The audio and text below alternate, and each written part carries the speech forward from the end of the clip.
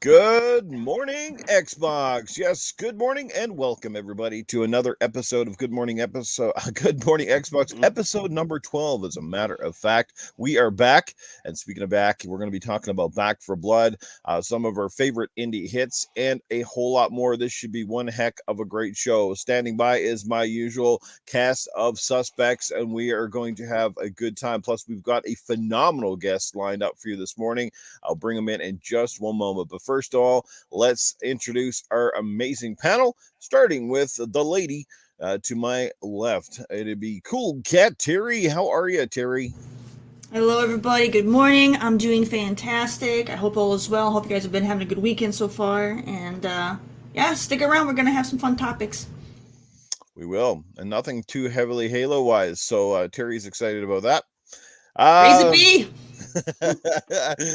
All right, here he goes. The man who is literally rolls in and out every weekend. It is Cerebral Paul. Morning, everybody. Happy Sunday. Ignore all of that because it's like pre-Monday, which is kind of a downer, but let's have fun this morning. Games. That's what it's all about.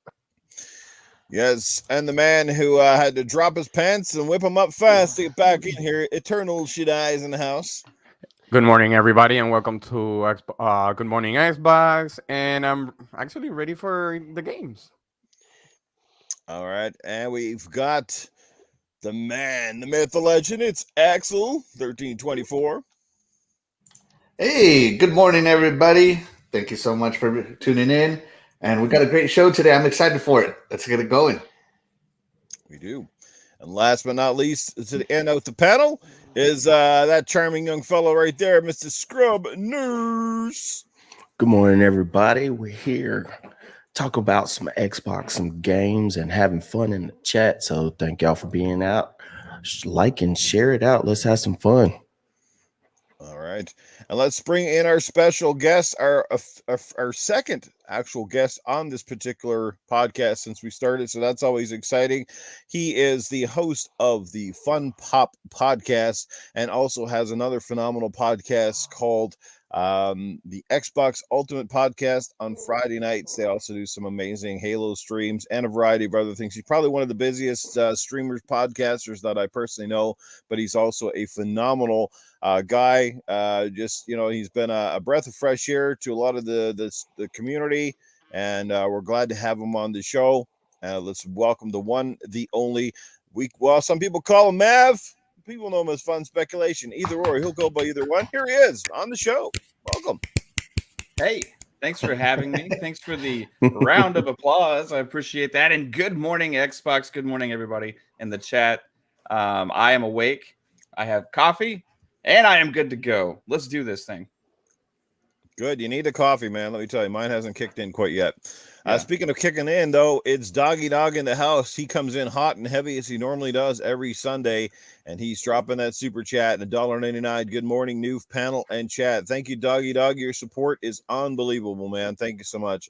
Let's catch up with the rest of the chat as well. We've got some really cool characters in here this morning, including Casket Repair. Speaking of Casket Repair and Back for Blood, he was nice enough to forward me off one of the codes, and I was able to jump in late last night. So, Casket, thanks again, brother. You are a lifesaver. Our Rob, the Halo Master himself, is in the house. What's going on, sir? How are you this morning?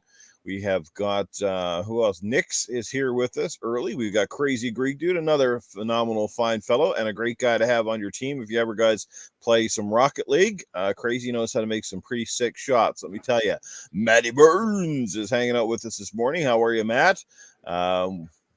We got Back from the Dead is in the house, General Spartan, and I think we've caught up. Oh, and Your Wicked Hot is here. How about that? I knew things were burning down right now. Guys, we got a great crew. Caitlin's in the house. Can't really have Mav here without Caitlin. I suppose she's on some fine form or fashion. So she's the one who keeps Mav on the straight and narrow. Right? Gets him his coffee, gets him ready for the show. Probably got him out of bed too. He's like, hey, you got a podcast in like a few minutes. Absolutely.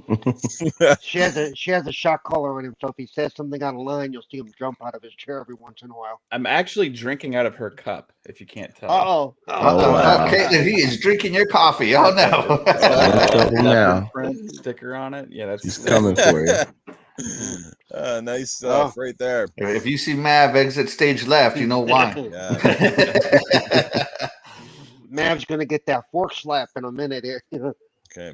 All right, we're gonna bring Shaddai back in. We are gonna get right into the topics here this morning. Axel's gonna bow out for the first one since he's kind of elected, so we're gonna bring him out, bring Shaddai back in.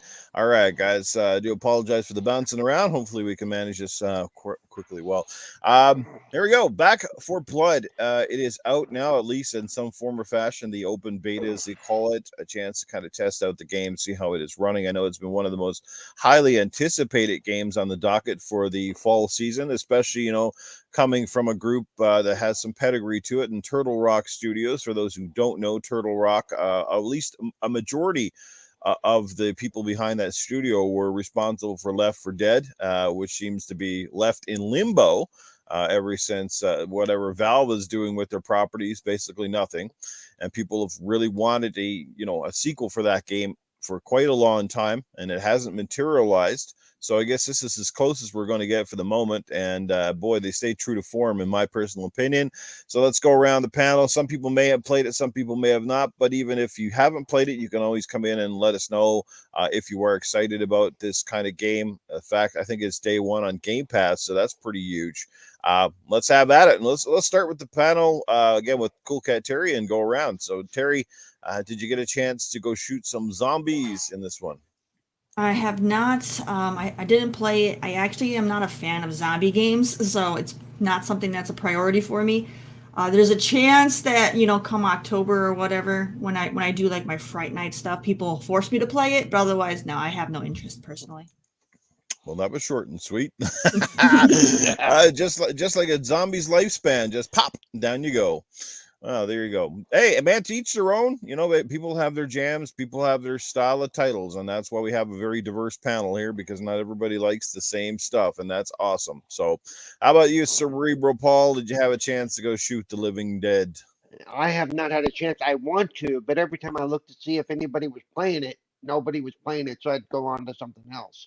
So today, if anybody wants to play after the show or something, Right after the show, hit me up. Whatever. Because I want to play. So okay, well, right after the show, I'm on. If you want to jump in, let's do it. Okay, sounds like a plan. That'll work. All right, let's get down to Eternal Shaddai, whose mic I think is on mute. Shaddai, how about yourself? Did you have a chance to take a crack at Back 4 Blood? I have not. A friend of mine sent me the code, and I forgot to redeem it, and I have not had the chance to play that, even though I am a fan of Left 4 Dead, but I have not. No, fair enough. Fair enough. That's because he was taking a crap, not a crack. But hey, well, I think the beta is over after today. Am I correct? Yep. I think, or is it Monday morning? I think like 10 o'clock Pacific time. You got like pretty much one day left on this sucker. So get it in while you can. At least have a go at it. So, wow, this is going to be one of the shortest shows ever. We're flying through this topic already. Come on. Tell me Mav's had a chance to dive into it. Mav seems like he plays just about everything. Mav? Oh, yeah. Yeah, I played it. Yay. Yeah. Eternal, man, you're wasting that code. Come on, dude. Give it to somebody. That is correct. That is correct. If I get the chance to redeem it today, you should get the code in an instant. Am I correct? If I redeem it? Mm-hmm. Yeah, you just redeem it. You can redeem it while you're talking to us. You could be redeeming it on your. Yeah, that's actually true. I'm fully awake. Multitasking. Yeah. Multitasking. If you like Left 4 Dead, then this is that, right? I mean, this is that, but it's modernized, and it's not really anything more than that, though. So I think some people, because I've heard mixed things from people, and I think some people were expecting this to be something more than it is, right? Which it never was going to be that, and that's okay. You know what I mean? But like for what it is, it's great. I mean, they get the gunplay is fantastic. If you the difficulty now, when you get towards the end of like the first act, it can start ramping up even on the easier difficulty. But when you put it if you actually put the difficulty on the second tier, Mm-hmm. even in the first like missions, it gets pretty ridiculously hard early on, right? So you need to use teamwork. You need to cooperate with your friends and communicate. You got to think about your ammo. You got to think about your weapons, and it's really a struggle to get to that next checkpoint, right? Mm-hmm. So the way they do that, it adds a lot of replayability, and I love the way that you can keep your guns and then Yes. keep going forward, and then you can keep upgrading them. So you kind of like play, oh, I'm not feeling this one, then you come across one, oh, and then it's a decision. You got Right. that like classic loot based decision where you've been working on this weapon and you got all these upgrades on it, but oh, that one looks really mighty nice that I just saw Mhm. sitting right there, this purple shotgun. Like, am I gonna pick that up or rock with this other carbine or something that I've been working with, So the Mm-hmm. way they do a lot of these different mechanics and stuff within the game is really smart. The enemies are fun to shoot. It's satisfying. The gunplay, like, it feels like it's got a lot of characteristics from some of these other co-op shooters that have been coming out with the way the guns kind of feel. Mm-hmm. And that's a good thing. It's like something they figured out the last few years with this like satisfying pop feel when you shoot. I don't Yeah. know what it is exactly, but Second Extinction, that's one of the things that's great about it, is actually how the guns feel as well in Mhm. that game. This kind of has a little bit of that in there. So it's great. Now, I will also say that 3-bit turned me on to something I didn't realize. When I started the demo and the beta, I didn't have any issues or whatever, but he had noticed something with his dev eye, right? Mhm. And he said that, hey, the beta starts with the contrast at 0. So he said, hey, turn it up and see. And if you turn it up, like all of a sudden this world becomes colorful, right? Mhm. So a little tip, like, check your contrast on the video settings, because mine was also at 0. So Yeah. I turned it up to like 40, 50 or so, and it just like made it look so much better also. But yeah, it was a blast. I had a lot of fun playing Mm-hmm. it. I honestly, like, the one thing I would say, like, if you're comparing it to Left 4 Dead, which is really the only thing you should compare this game to, Mhm. is I felt like Left 4 Dead had a little bit of a creepier vibe to it, Mhm. right? Yes. Like with the witches, and stuff like that, and Mhm. it had kind of a more eerie aesthetic. This feels more like action zombie game Yeah. style, where I do miss a little bit of that from like Left 4 Dead, because that kind of made that franchise for me. But this is a lot of fun with friends. The bots are pretty fun to play with too, so I wouldn't hesitate anybody jumping in here, just for a good time. So yeah, check it out. I think Game Pass got another gem with this Yes. game that is Mm-hmm. made for Game Pass, because everybody is going to have access to it. So you're Yeah. going to be able to say, hey, let's play some Back 4 Blood, and you can Mhm. play it in short stints and have a lot of fun. Yeah. Oh yeah. Axel, do you want to jump in on anything on this related? I mean, even your thoughts. I know you said you haven't played it, but is it something that you think you're going to download and give an honest go at when it hits Game Pass? Oh, Axel didn't get a code, so even if I wanted to play it, I couldn't. Well, Okay. It worked Shaddai out. has one he's not. Shaddai has one he's not using. Yeah, there we go. I'll just So. use Shaddai's. No, he can't play anyway. He's in prison. He doesn't have TV privileges. No, I totally got derailed there. I didn't get a chance to play it, but that's okay. It worked out because I'm very busy this weekend Mhm. with other commitments. Mhm. But just hearing Mav describe what's happening here. So there's been a lot of these kind of co-op-y escape room style shooters, Right. as I'm going to call them, where you got to get from checkpoint to checkpoint to get into the safe rooms. Obviously, Gears 5, the literal escape comes into mind, where you got to run through it. But other games have kind of tried, like World War Z tried, and I really didn't like that one too much. There's other ones. Nothing really compares to Left 4 Dead. And just hearing people say that this one is holding its own from Left 4 Dead developers makes me excited. And I can't wait to figure it out for myself, check it out. I want to be able to... The thing that was awesome about Left 4 Dead was having to yell for help. You're just there talking to your friends, saying anything, and then suddenly, oh my God, they got me, help, help, help. Yeah. I'm over here, I'm in the corner. And everybody just panics trying to save you. That panic, that feeling of panic is something that hasn't been in the game for some time. So I hope it's in there. Mav, is it in there? Yeah, especially on the second difficulty level. And the thing is, you got to make that decision, because it's like, okay, if I go and help him, am I in the situation that I can go and help him? Because if I can't survive that, then not only is he down, but I'm down as well, right? And then there's only two of us left, right? So how close are you to the next checkpoint? All these things, it factors in. So yeah, it's definitely there for sure. I remember we used to sacrifice people. Like we used to sacrifice friends to make it into the next room and Left 4 Dead. I'd be like, you're dead to me, you're dead to me, sorry. So yeah, it was one of those things. I can't wait to get into it. Indeed. Let's catch up with the chat before I give you my thoughts. Gander Lad, how are you this morning? Masshole is in the house. How are you, sir? Glad you could be here. We got Caper Grant is with us this morning. How are you? Toolman55 is here as well. We got a good crew, guys. Awesome. Thanks for being here. As always, the support is greatly appreciated. Even more so when it's early morning like this. So here, let me sum up the game, and at least from what in my brief playthrough last night, I did the first section. I think was chapters 1. There's like four chapters within the first chapter, and it goes and so on and so forth. I stopped just after that because it was getting late. Let's just talk about graphically. Graphically, I've seen better games, but it's definitely not a hard-looking game. It is very clean in design.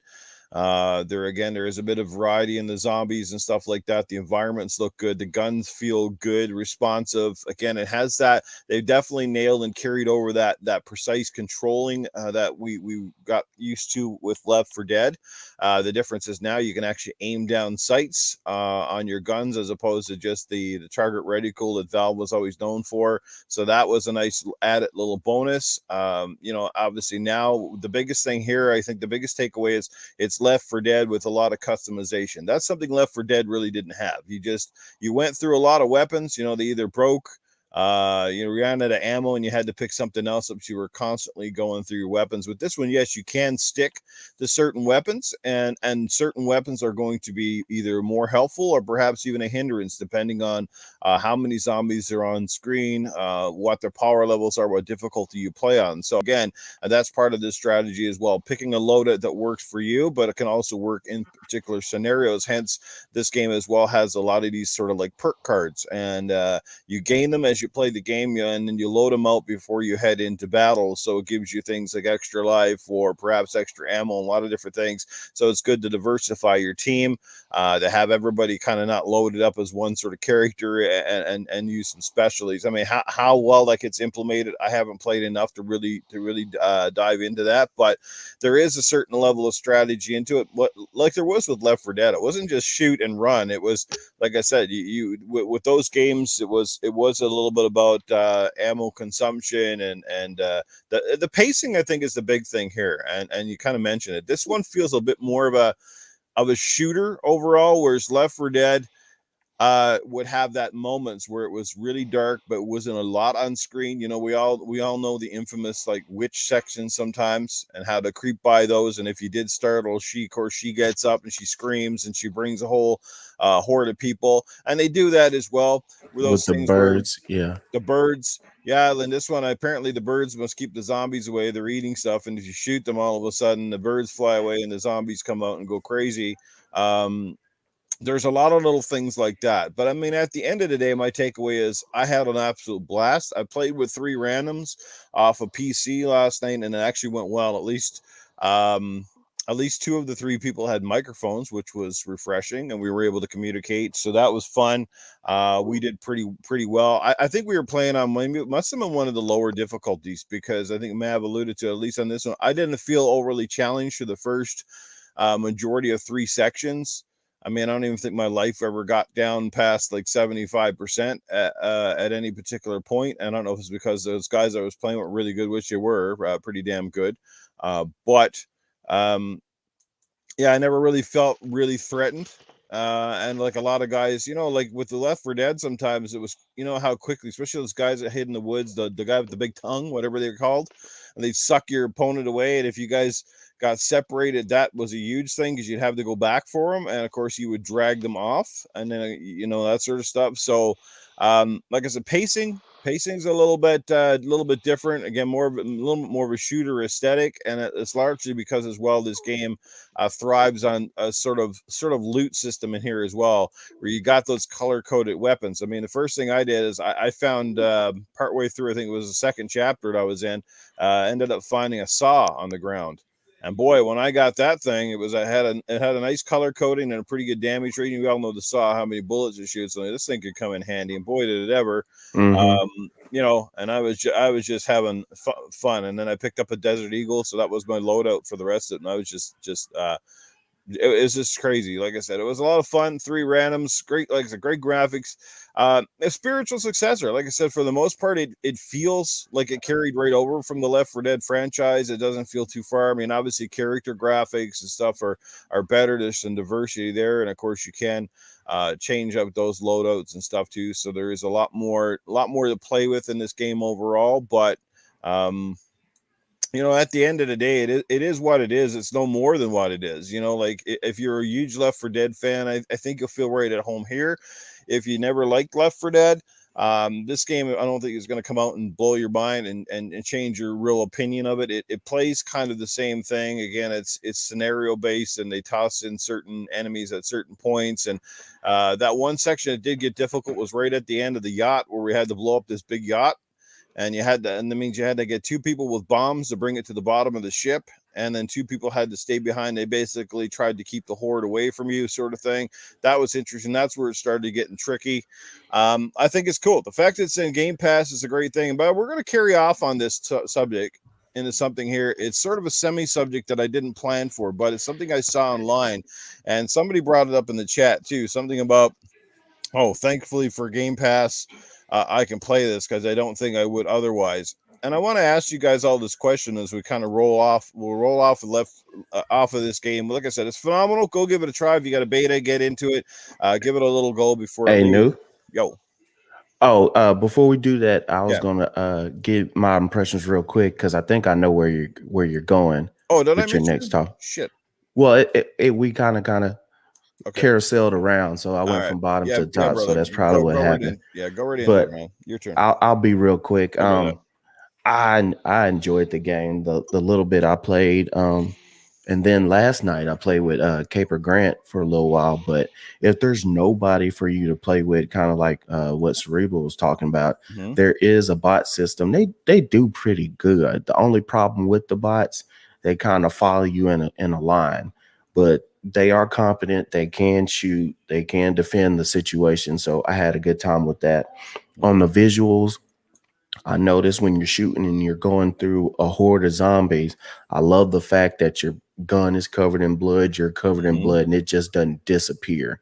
So it just gets worse and worse, and it feels like almost like a lived-in experience when you're a first-person shooter and you're aiming down your sights and you see how you got the blood just caked up on your gun, dried blood on your hands, trying to keep going through the game. So it gives you a little bit of immersion that way.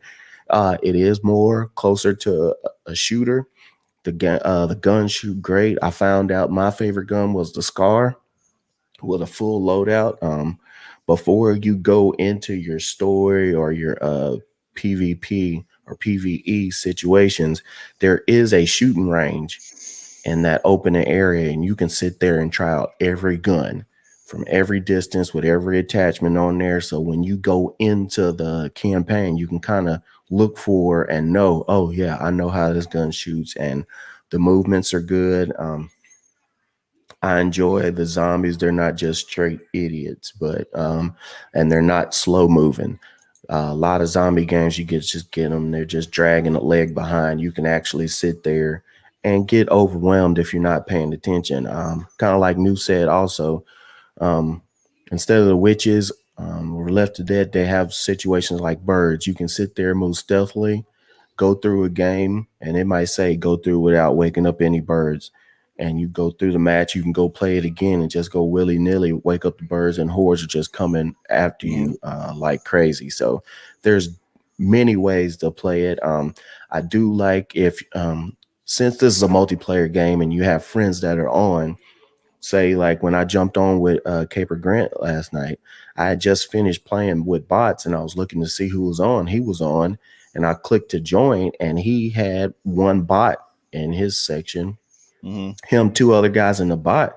And then all you have to do is just take over that bot and you're back in the plan, which is different than a lot of multiplayer games. You just have to sit and wait till somebody finishes, and then you have to get their attention for you to add them. You can just jump right in and play it, which I think is a plus. Like I said, the guns were fun.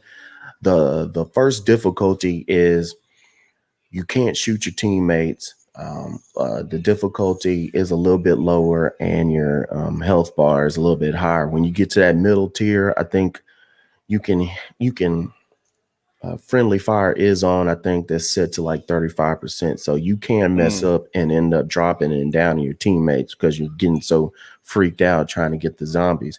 So I think it gives it more of a realistic element. And then I haven't played at the highest difficulty yet. I would be interested to see how that is. But you can go from straight arcade all the way up to a little bit more serious. So I will have to check the contrast. I did not know about that, see how that goes. But as far as a game that is suited for Game Pass, which multiplayer games are, this is a game anybody can jump in and have fun. Even if it's something that's not for you, it's one of those things you can try. I had a blast. I pre-ordered the game just so I can get in the beta because I know they're having beta next week as well, right? If I'm correct. And I'm probably not going to be available to jump on that. So I was glad I could get on this week, and I enjoyed it. It's something to check out. Not saying you got to buy the game, but and this is probably what Newf is about to go into, but you have the option. You can buy it or not buy it. That's the good thing about Game Pass. So that's pretty much what I have on that, Newf, if you want to go to that topic.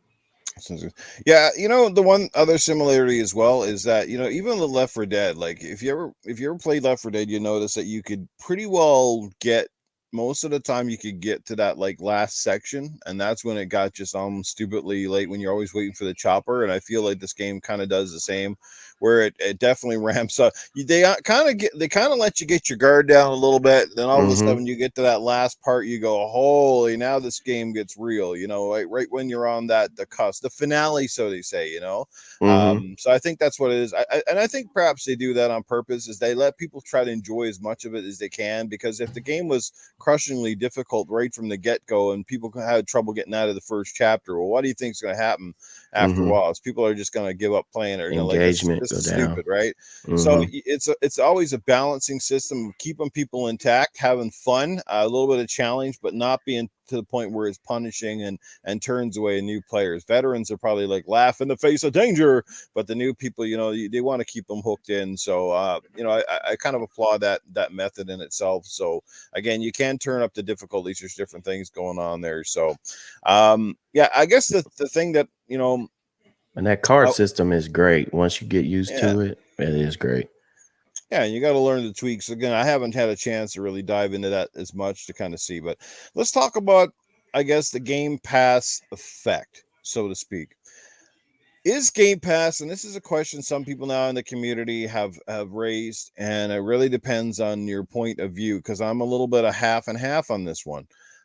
Does Game Pass devalue games? Does Game Pass basically lower your hype levels or your actual want level for a game? Because the thing is, when it's going to be in Game Pass, is it kind of, you treat it as, again, the cannon fodder, like, well, I probably wouldn't have bought it anyway, but it's great that it's in Game Pass because I'm seeing a lot of this, and to me, it's a little bit disturbing in a sense because I've always said, like, games should stand on their own 2 feet, and the game should be like, if it's so good that you want it, I think right off the bat you would be like, man, I'm glad that it's in Game Pass, but man, I would have dropped $80 on this game with a batting an eye. But I'm not hearing that a lot of times. I'm hearing that it's just like, yeah, well, it's pretty good and all, and it's a great game for Game Pass, but I'm just glad it's there, because I get to play it and I don't have to spend the extra money. And it just feels like is that a dev thing? Are they missing the mark with this stuff, or people have just kind of almost gotten, for the lack of a better word, sort of cheap kind of deal? So where do you want to come in? Go ahead. Yeah. You know what I would do if somebody told me exactly what you just said in front of me? I would reach into my wallet, take out the fat stack of cash that I'm saving using Game Pass, and slap you across the face with it. That's what I would do with it. Okay. Here's the thing. Are there games that I would have never bought and never played if they weren't on Game Pass? Of course. Flight Simulator is that game for me. To this day, I still won't buy Flight Simulator because it has such huge downloads. There's no point in owning a physical version. There's no way the physical version could ever compare to what's available online on Flight Simulator. So it's like the perfect game for Game Pass, in my opinion. But does Game Pass devalue games? Not really. So I bought Yakuza Like a Dragon the day it came out. I paid my money for it, full price, and I played it for months. And now it's on Game Pass, and now I'm playing it still. It's one of my favorite games right now. So I don't think it devalues game. I think it does set expectations though. Like, oh man, I'll just wait for it till it's on Game Pass. Mm-hmm. And I don't think that comes out. I think there's games gamers will pay any price for. Like for me, that would be Halo. Halo could come out, be a 2 out of 10 on Metacritic, and I'll still pay full price for it and defend it. And I'll die on that hill, on that 2 out of 10 hill, because that's my favorite franchise. It's the one I know. And then there's other games that I'm not familiar with. Back 4 Blood is one of those. It's not Left 4 Dead, right? But I'll give it a shot for sure. And I'm glad they're doing the beta so you can make up your mind. But when it comes to Game Pass and I can finally play the full game, I'm going to play it. Why not? It's there. I pay for the service. And also another game that I want to play, but I'm not willing to pay for, is Nier Automata. From Square Enix. This was a PlayStation 4 exclusive for years from Square. Nier Automata didn't get a physical release on Xbox. I want to buy a physical release, but it did not get one. So it got a digital-only release at way too high of a price. I'm sorry. I'm one of those guys. This is just me, my preference. Whereas if I'm not getting the physical release, I'm getting a digital discount, And the price just has never dropped to the point where it's got me buying it to own it. But it came to Game Pass, so there I go, playing the Automata, because it didn't fall into my requirement to buy it. And it's a great game. It's fantastic. I would easily pay $60 for this game if it got a physical release, but it never did on Xbox. So Game Pass to me, like, it's just opening up possibilities. And some games are meh, some games are hard passes, and some games are I've become fans. I'm a huge fan of it. Like, who would have thought that I would have gotten over 100, 200 hours into Flight Simulator? I know I wouldn't have. Yeah. Exactly. So, yeah, like I said, these people that are saying all that, they could just get slapped with the fat stack of cash that I have from the savings I'm getting from Game Pass, because there's nothing wrong with saving money. If you get the same experience for less, why pay more? Right. It makes no sense. Let's catch up with the super chats real quick before we get everybody else's opinion on this. We've got a new person in the chat. Alex is a Vald. Alex, thank you for your support and coming out here today. He sent me a DM last night, as a matter of fact, and so told me he would be in the chat today. And he drops a $6.99 super chat. Looks like, what's that, CA? So Canadian too. Look at that. Hey everybody. Hope all is well. Well, Alex, we hope that you are well. And again, we appreciate you being here and being part of the interaction today. Our good friend Dirk Griggity from the We Bleed Green podcast has crawled himself out of bed, and he is in the chat. Says, good morning, y'all. Mav is in the house. I love Game Pass. At the end of the day, I'm saving money while doing my favorite hobby. Well, there you go. He sums it up pretty darn well, isn't it? Our good brother Fastback is in the house as well. Spooky Sprocket is here. What's going on, Spooky? Smitty Smith. What is happening, Smitty? Wow, great crew here this morning. Who else wants to jump in on this debate? You see, how do you see this? I mean, like at the end of the day, I mean, I think Game Pass is a big win, but I mean, is there any truth to that at all? I mean, I can go next. For me, I've always been someone who likes to try before I buy, just because we look at all the games we've had that we've gotten hyped for over the last 5 years that have been huge disappointments. So it's like, I don't want to go in, and spend $60+ on a game and then it just doesn't work out.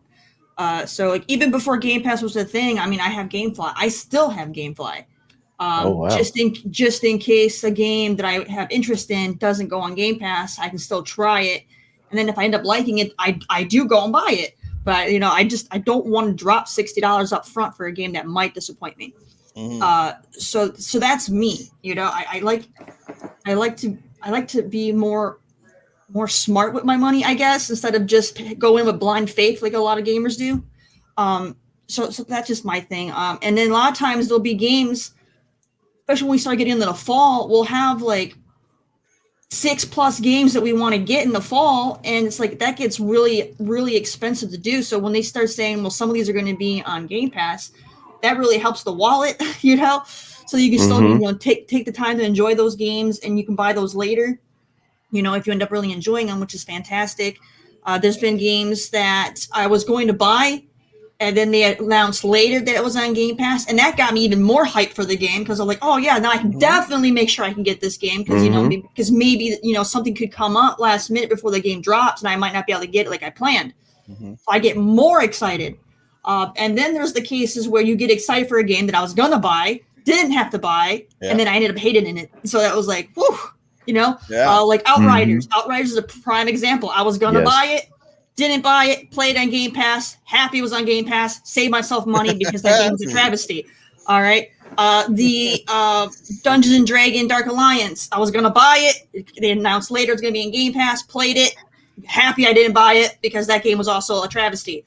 All right. So it's, there's some good to it. There's some good to it. That's why I'd like to try before I buy, because just because the game gets all the hype in the world, like Outriders or anything like that, doesn't mean it's going to be amazing.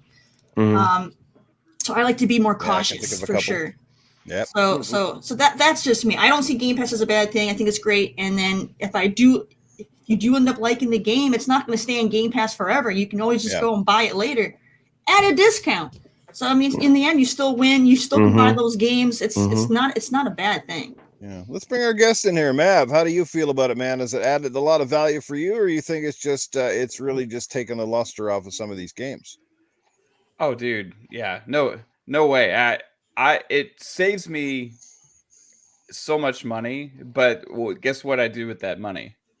I pour it into other games, right? Like, so many times I've already been excited about a game. Like Back for Blood, we were already talking about it, excited about it.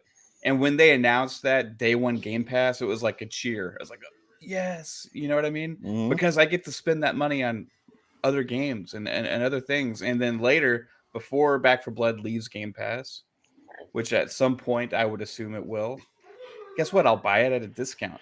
You know what I mean? And I get to play it for months and have fun with friends. And the other thing that it actually adds value to a game like Back for Blood, that is this multiplayer co-op focused game, because instantly you are going to have friends that are going to have access to that game. Whereas a lot of games like this, if you were to buy it, okay, I'm having this experience right now with Tribes of Midgard. Okay, I bought that game. It was $20. I was excited about it. It was behind PlayStation's marketing at E3 and some other events, right? I got that game.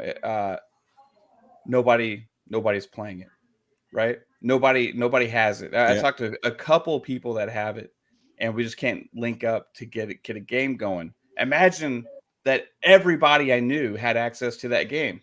It would be so easy to get something going, which adds value to the game and makes potentially me play it more, which in turn makes me maybe want to spend more money in the game. Right. Mhm. So all of these things are a factor. That's one of the reasons you see some of these like co-op multiplayer games keep going into Game Pass, because it allows that game a chance to succeed. Whereas before, it's really hard. There's a lot of games that come out like this that, hey, the player base is there maybe day one or week one, and then it just like it falls by the wayside, right? There's Outriders. nobody there, Mhm. right? But then okay, so like Terri was mentioning like Dark Alliance, right? Mhm. Which it had a rough launch for a lot of people. Personally, I liked it, but it just got an update. Guess what? I didn't have to spend any money on that. It's worth me going in and checking out to see what the improvements are as well, right? I'm not Mhm. saying that Game Pass should be like a preview or beta thing. That would be the fear for if publishers only used Game Pass in the future as a way to release only certain types of games, right? Mhm. But that's not the case right now. When we're getting so much variety, we're getting things like Spiritfarer had hit day one, right? We got The Last Stop recently hit in there. The Ascent is there, and it is a co-op thing, but it's also like a RPG, right? Then you get Halo Infinite coming. You got Flight Sim. You get Forza. Then you get other games like Back for Blood, or the 5 racing games that are about to hit from Codemasters, Mhm. right? Yeah. So there's so much different stuff for people to jump in and play, and it's about having this like suite of variety at your fingertips, right? Yeah. And I don't feel Game Pass has devalued any of those. In fact, I think it has actually drew attention to some of them, and there has been games that have developed player bases again because of Game Pass Yes. that has caused other people to Preach. go in Yep. and buy the game because they see everybody playing it Mhm. all of a sudden, right? So yeah, am I saving $60 because I'm not having to buy Halo Infinite day one? Yeah, I am. Does that take my excitement away from Halo Infinite at all? No. In fact, it makes me even more excited because I know that some of the people that maybe weren't going to be playing Halo are going to Mhm. give it a try, right? Mm-hmm. And there's nothing wrong with that. That like people that aren't super hyped for Back for Blood, just the fact that they get to at least try it is a win for the studio. Mhm. Those people that were super hyped for it, we're going to buy it either way. Yeah. You Right. bet. So this is just Mhm. expanding potentially that player base for them in the Mhm. future. So that's the magic of Game Pass. The games Right. still sell, and that's been Yes. proven. Nice. Cerebral Paul, Shaddai, Scrubs. Who's got anything here? I'm the one who always says that because of Game Pass, I will try games I wouldn't normally ever try. Mhm. Because I'm the one who always got caught buying games that look really good. I'll get high rankings or whatever. Mhm. Everybody says it's great, and then I'd buy it and play it and go, I can't get past the first damn chapter. I just wasted $60. You know, Yeah. Good point. and it's just because of the situation I'm in. Mhm. It's nobody's fault. It doesn't make the game any worse or anything. It's just Mhm. I can't do it in some cases. So Game Pass has given me the ability to, to try before I buy, literally. Or in some cases, just like I said, try games I wouldn't normally ever look at. Because I know I don't I don't do good at platformers, but I still looked at Ori. I still tried Ori and all the others, because they look wonderful. They look great. Like you mentioned the Ascent, which I'm going to talk about a little bit later. But Mhm. you can also solo the Ascent if you really have the cojones to do it. Mm-hmm. Yeah. Because I haven't had a chance to group with anybody in the Ascent, but again, I'll speak to more of that later. Yeah. But it's there, and it's a game I wouldn't have normally ever even thought about trying. Mhm. So yeah, I think Game Pass is a winner for me, just based on that. You know what? You guys just gave me a great idea, Paul. I'm sorry, I don't want to take this off the thing, but just while it got into my head, because you actually gave me another great idea for Game Pass. If Microsoft wanted to implement something, and here's what I'm going to say, and I think I'm on to a winning idea here, guys. Remember back in the day, when you needed help with a game, back in the day, we didn't have the internet, so basically, remember there was like helplines, right, where you could call people and get hints and tips and stuff.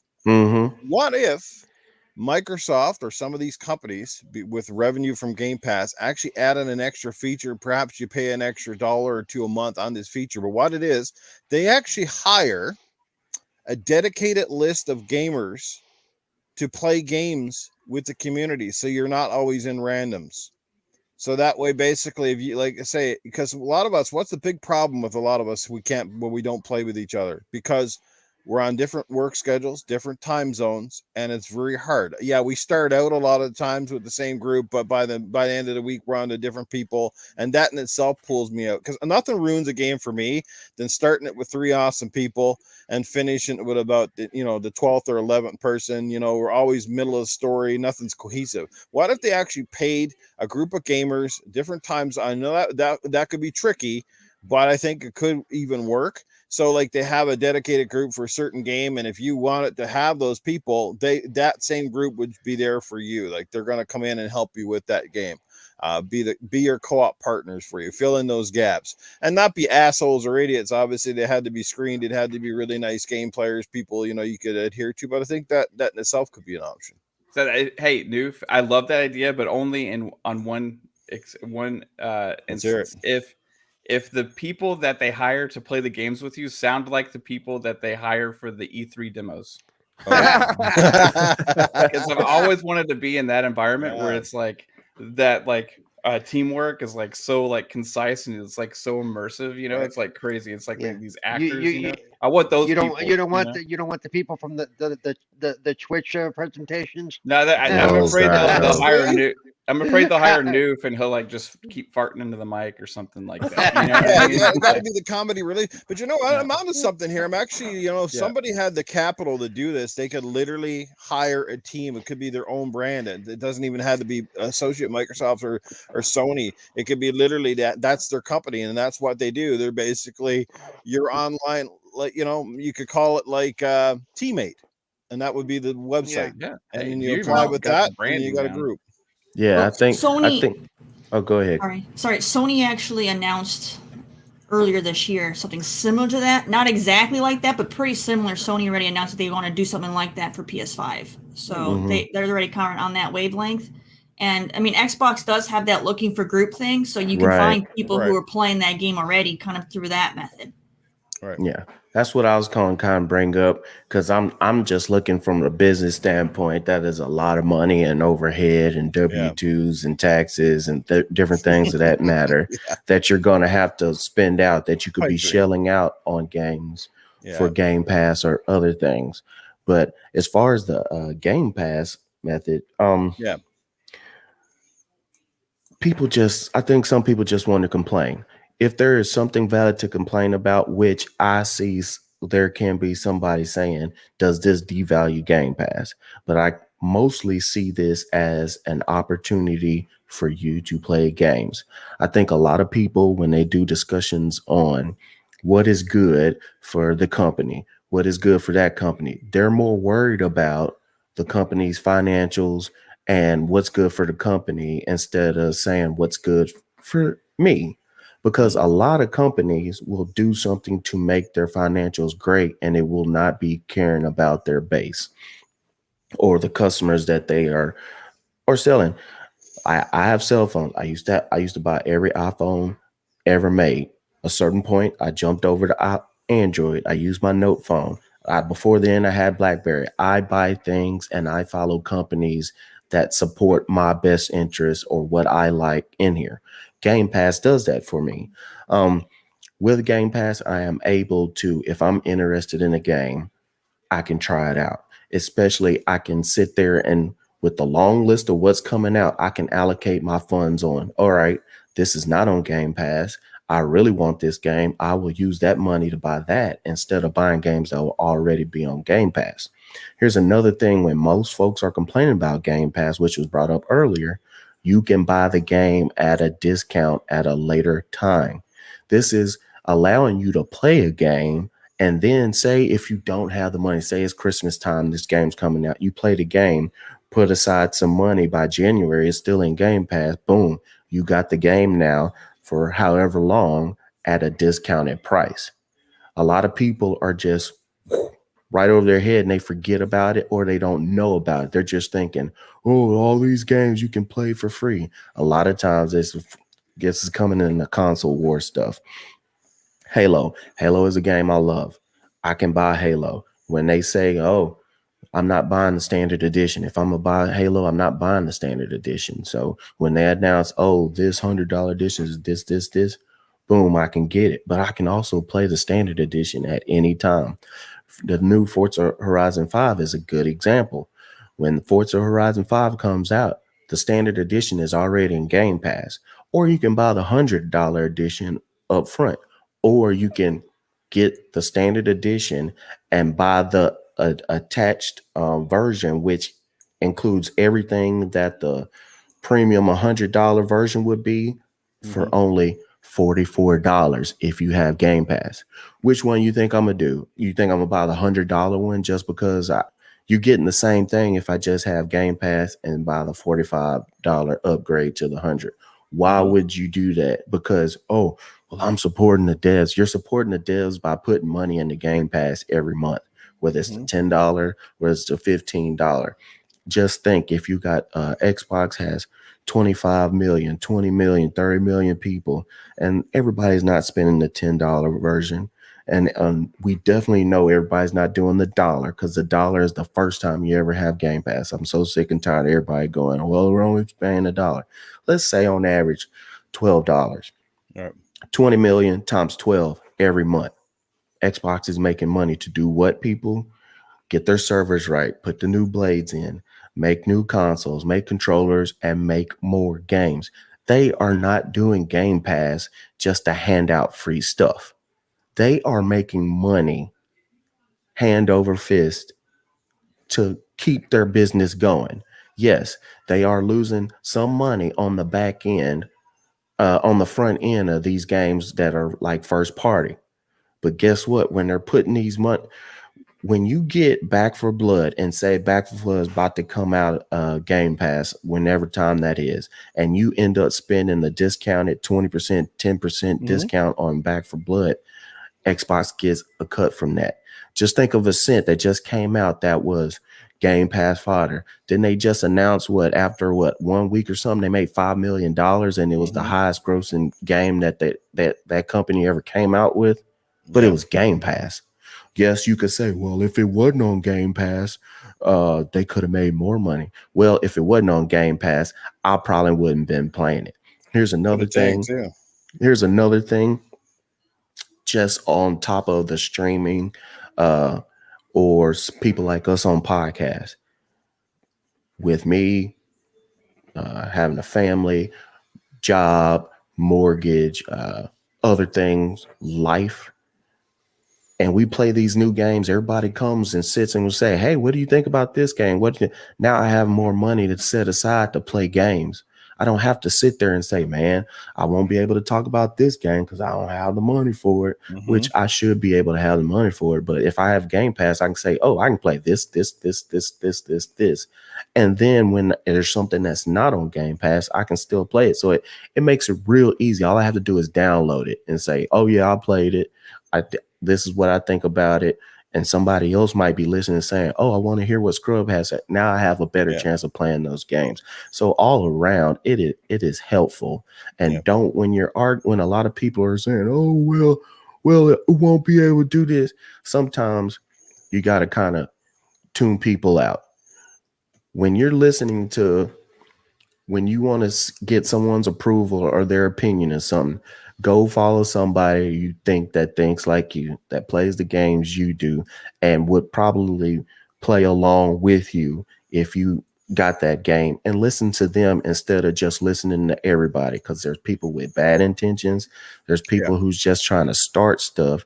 And then if if I play multiplayer, person shooters, and all these different things, and Terri does indies all day, I'm not going to look to her to say, "What's your impressions of Halo?" I'm gonna go to Axel, who's the hey.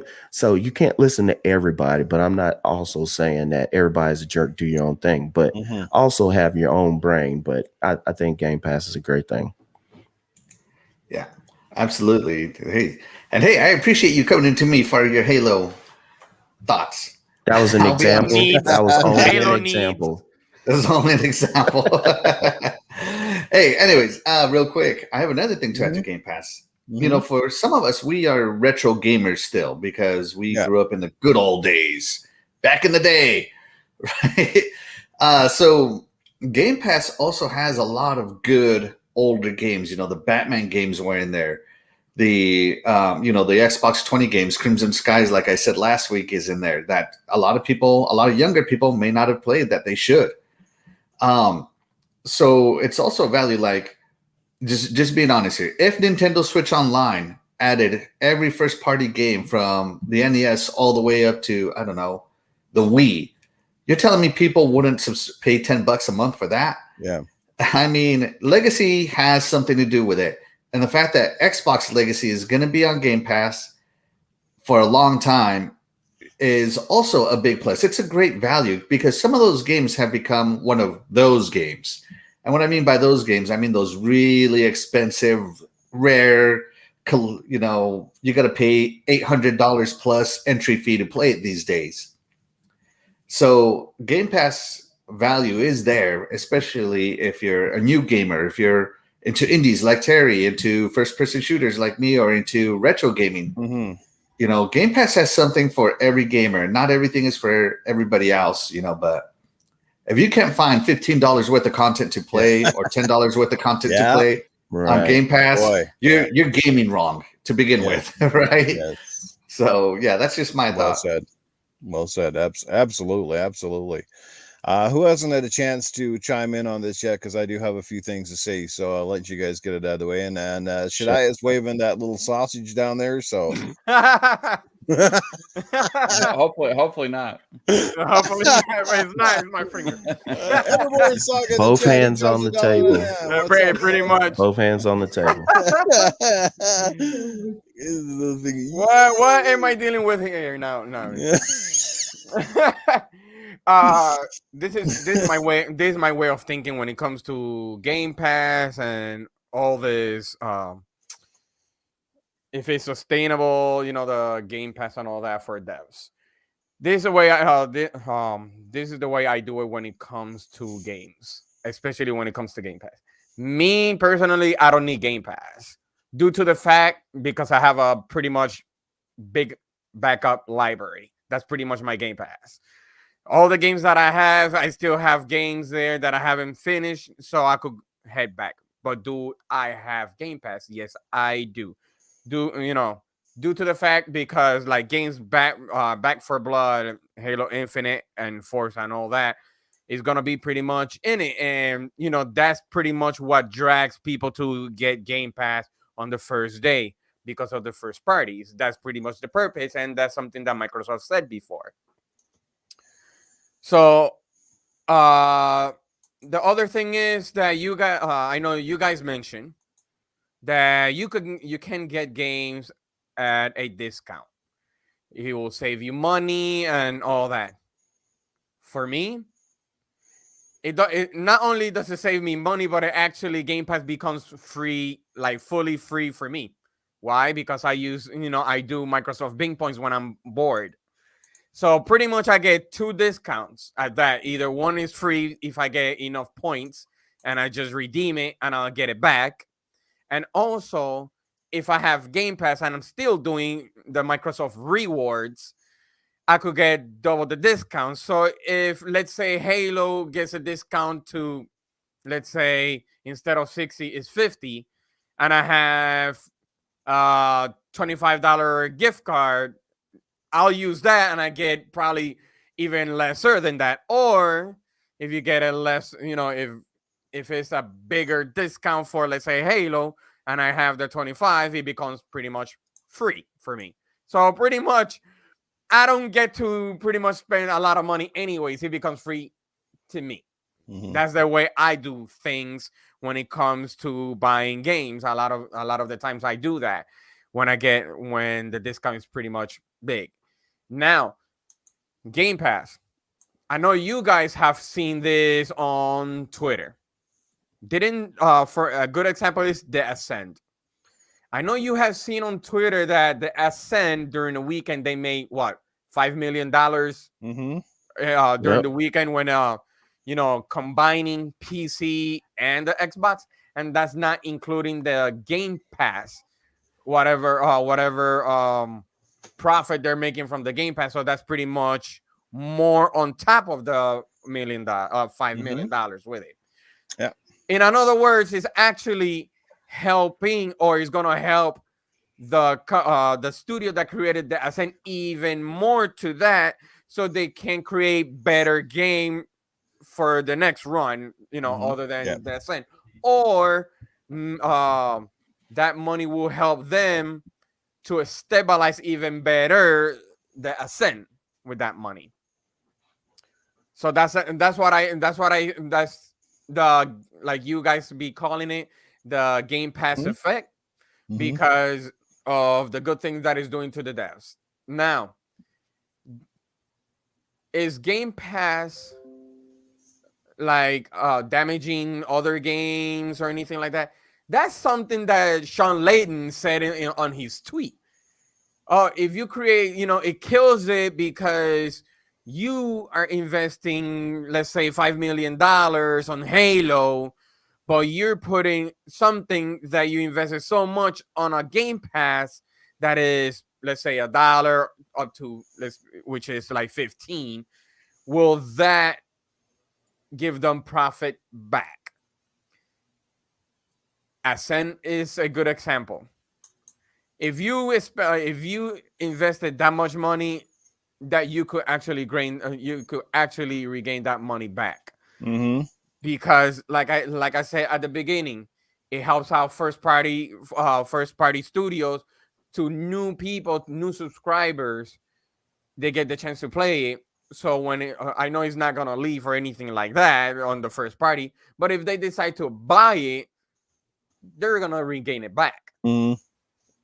So that's otherwise that's the way I do things when it comes to getting new games. And that's something that I believe that Game Pass is actually helping studios to get more, better game, more games, better games, and also fix the game that it may be buggy or not. Right. It will make it pretty much stabilizing. I want to add quick for Game Pass helps the devs in multitudes of ways. One of the things that Microsoft does is if your game makes the cut to where it goes on Game Pass, Microsoft will cover the cost of your game, so that way you break even. So you already go in launching your game knowing that you're at least going to break even. You're not going to take a loss. So anything that happens on Game Pass is now pure profit. Versus you dropping an indie game on Steam that's oversaturated, you get lost in the shuffle, and you might, only get like 500 downloads, and then your game's a flop. So at least if you go on Game Pass, you're already covered in advance. You're also getting a huge savings on free advertising, because now your game is being shown to millions of players that normally wouldn't see it. Right. That saves you so much money on advertising costs. Yes. So, and then there's literally like one of the best examples. There's a game on Game Pass called the Descenders. It's a downhill mountain bike game. I played that game on PC before it was on Game Pass, and that game was rough. It was really rough, and it honestly probably would have died if it didn't go on Game Pass. Because of Game Pass, they've got over 1 million people that are still currently playing that game. They've gotten the revenue to make huge updates to that game to make it bigger and better than anything they could have dreamed of. And so Game Pass single-handedly saved that game. And others, many others. So. Yes. Every developer is always looking to get their game paid for in some form or fashion. This is where the marketing deals come in. And if Game Pass is that marketing deal for you, hey, it is what it is. Yeah, and you got to think about the different metric now. Like if you compare like the things that like the Take-Two CEO or Sean Layden had said, correct, that it's kind of like an old way of thinking, right? Because Microsoft's success with Game Pass and their business model, as Phil Spencer has gone into a few times, is not necessarily based on individual game sales anymore. It's based on engagement Yes. and growing the subscription base for Game Pass. So Yeah. when Halo Infinite launches, right, will it potentially not sell as many copies as it would have day one? Maybe. But will it gain a lot of subscribers to Game Pass? Yes. Yes. Yes. And will those subscribers to Game Pass potentially try other things while they're in the service besides just Halo Infinite? Yeah. Yes. That's where the variety comes in. Yeah. Because you are making lots of different games and bringing lots of different types of games into the service to attract a lot of different types of audiences. You have the Back for Blood / Left 4 Dead type audience going to be coming in for this game.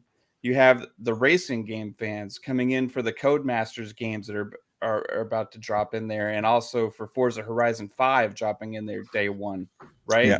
You have sports games fans going to get in there because all of a sudden now every EA Pass sports game is in Game Pass, and also you're putting things like 2K in there, and you're putting the show in day one, right? Yep. So you're reaching out to all these different types of gamers. And even Sony admitted that putting the show in was a good move. Yeah, that's the best selling. I was about to say that, Scrub. PlayStation's own comments on their earnings report praised bringing that game to Xbox for having the most success they've ever had with the show. Right? Yeah. No now, coincidence. Xbox is a huge part. Game Pass is a huge part of Xbox, and they praise the microtransactions and everything that was going on with the digital content. So by reaching out to all these different types of gamers, you are bringing in lots of people, and that are maybe only into one thing, but all of a sudden are going to stay in the service for other things and subscribe long term. And that's what Xbox is trying to do with Game Pass, and it's working. Right. Well, the one common denominator from the entire industry is you want to make money. It's pointless to be in this industry if you can't make money and you can't be profitable. That is number one. But the thing is, and people got to get this out of their head, companies don't care how they make the money as long as they make the money. This is the thing. Again, this whole physical sales number thing that even I at one point was, very adamant about is not the metric standard anymore. Is counting how many copies sold, how many consoles sold, because at the end of the day, Microsoft has proven time and time again, they're making money hand over fist more than most of the competitors out there, but they're doing it in a different way. They don't care how they make that money as long as they make the money. So what Game Pass does for the layman people and the people out there who are still disbelievers, and I was kind of one of them for a very long time. I'm coming around. I'm not 100% convinced yet, but I am coming around, and people can see that.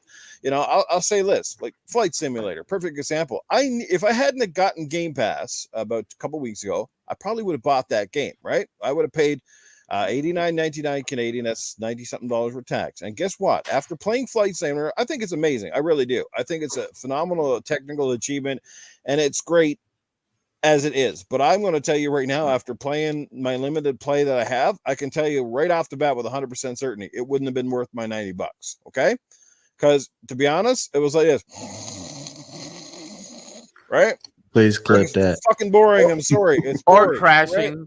Right? It's kind of boring. Overall, it is what it is. It's self-explanatory, right? So here's the thing with Game Pass, right? And I'm going to do this in a great example for you with bands. Let's talk about bands, right? Music bands. They all start somewhere. They all start small, right? What happens after a while when a little band gets discovered by a big band, right? They take them on tour with them. Ever notice a lot of these bands that start out on tour with the big bands, somebody opens for Metallica 2 or 3 years later, it's not a coincidence. Usually they're also now a big band. And then they're doing their own stadium tours. And then they're getting, and so on and so forth. I find Game Pass is like that. What it does is it puts smaller games in front of the biggest audience ever. It's like being at E3. People say E3 is irrelevant. I say bullshit. Because you know what E3 does? It puts your product in front of the biggest audience ever. So I wish people would knock that off, because that's what it's about. It's about getting your product in front of more people. How many times in the past before Game Pass have we passed over phenomenal indie titles because we just spent $80 or $90 on our latest game? So we go, well, you know what? I just spent $70, so I'm going to have to pass this game, this game, this game, and this game. You know what happens for those games? They don't make too much money, do they? If you don't play them, you ain't paying. And you know what? Another thing that's bullshit. Look at all the biggest games today. We got free to play, right? Yep. Wouldn't you have said like years ago, free to play, isn't that a model that is just not going to work for any game? Well, guess what happened?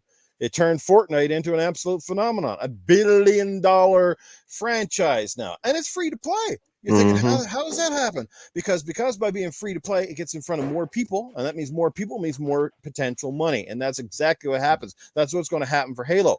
Sure, Halo, I can guarantee you, is going to sell less physical copies come November. It will. It's a guaranteed fact, but it's going to drive up users. It's going to drive in microtransactions through whatever method or means that is. That is what's going to happen. All of these games that you would have missed before, like Omno and these great little games that are coming out right now in the indies, those are getting played by people. And that's also important for a dev. Why spend 2 or 3 or 4 or 5 years of your hard-earned time? It's not just all about profit. Sure, they like to break even. They like to make some money. But I think at the end of the day, especially in terms of an indie developer, they want people to play what they busted their asses over. Right. They don't just want it to get lost in the shuffle where people go, yeah, I'm going to play my 1 millionth hour of Call of Duty, but screw that little game over there. You know, some of those games are way better than most of these AAA bangers, you know, that people spend all this money for. They literally are, because they put creativity, put a lot of love into it. They just don't have the marketing budget or perhaps the level of polish that comes with having 200 people in your studio. But that doesn't make them any less important. They all have a place to play. And that's the thing. Game Pass gives the stage. Microsoft sets the tone. It's just amazing. It's basically taken away the whole demo. Back in the day, we relied on a demo to get a taste of stuff. Now you can play the whole damn game and not feel like either one, wow, maybe I should go up and buy that game, or, you know, or maybe you didn't like it enough and you just saved yourself a ton of money. But either way, it's a win-win. And you know what? It's another win that people don't consider. That same game, like say Back for Blood, you can buy it at full price on PlayStation. PlayStation players, you're not left out in the dark, but guess what? Your wallet's a lot emptier than everybody that's on this panel is going to be. And you're playing the same damn game. You're not getting any extra benefit. The only big benefit you're going to have is going, oh, look, Back for Blood sold 5 million copies on PlayStation. Look, it's 500,000 on Xbox. Oh my God, you guys are suck. Well, it's not going to sell 5 million because they haven't had a game to sell 5 million, even Spider-Man. So we don't have to worry about that. You should have mentioned. Go over here with the birds. You should have mentioned return. Just speaking true. 560,000. Yeah. Can you imagine how many more people would have played Returnal if it was on a service like Game Pass? And yeah, I do get what the CEOs are saying, and they're not 100% wrong. I get it. Do you think GTA 6, if it came out, needs to be on a service like Game Pass?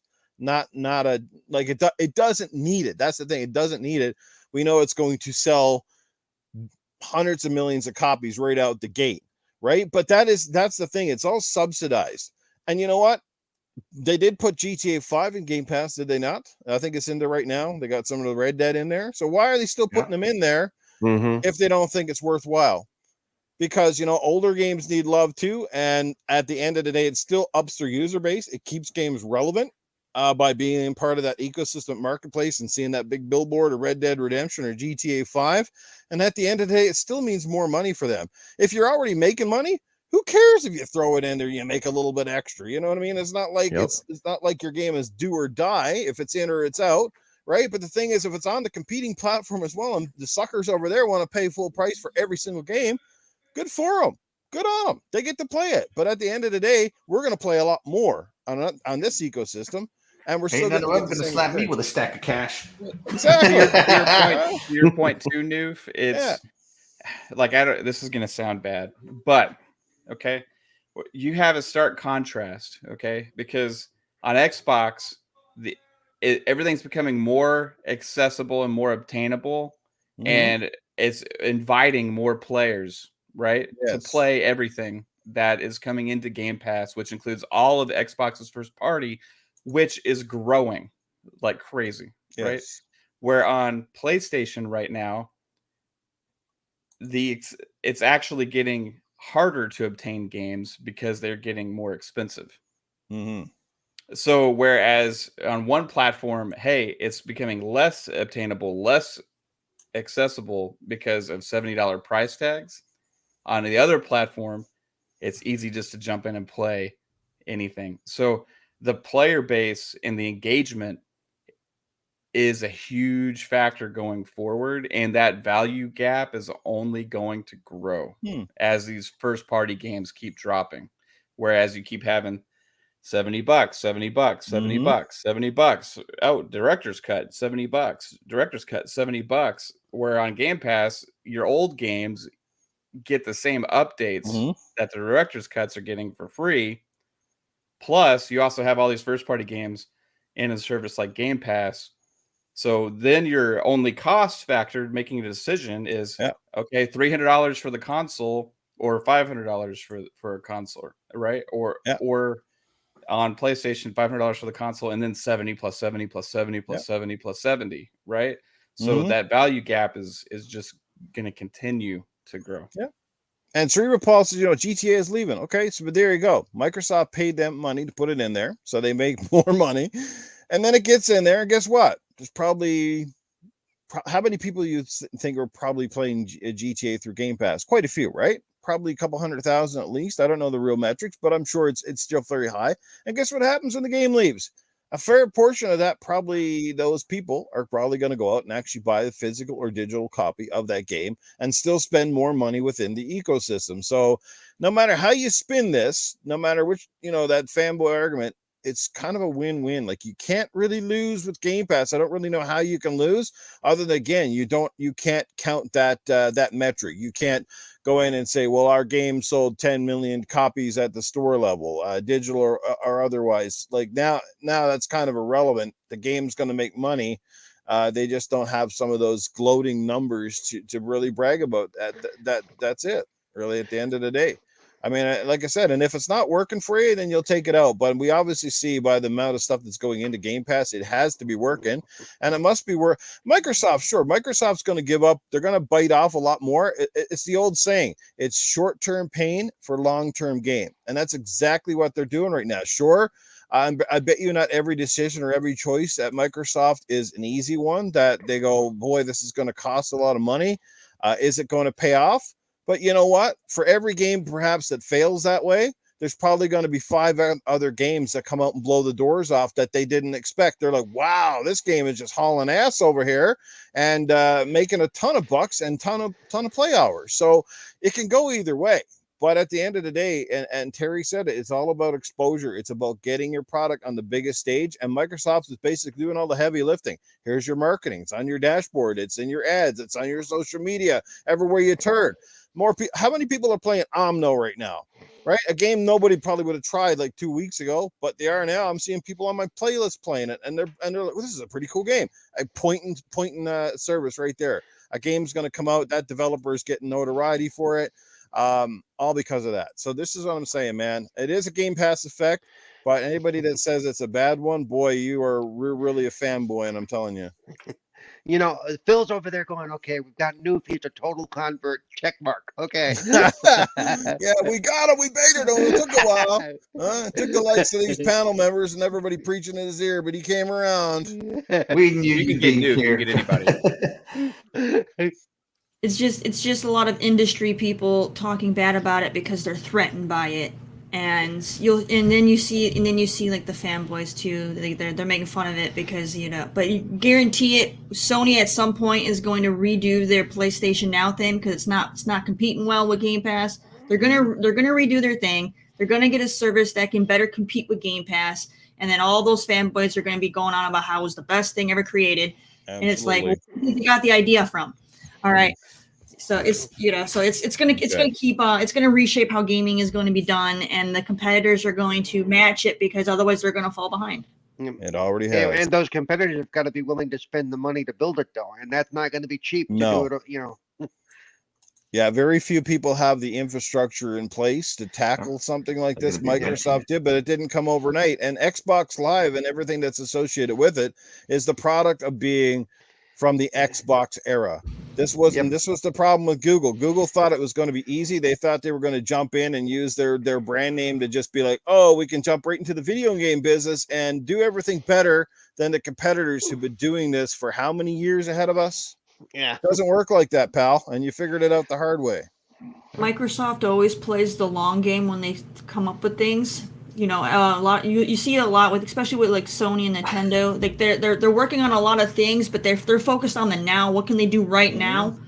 Microsoft usually they literally, you know, they'll fall behind on stuff because they're planning so far in the future. They want to be ready for when that next wave of how things, you know, develop and change in the long run, so they can be ready be ready. And so right now you're seeing that now. All the things that they've been planning for the last decade are, you know, coming to fruition now, and now everybody else is gonna have to play catch up because they didn't play the long game.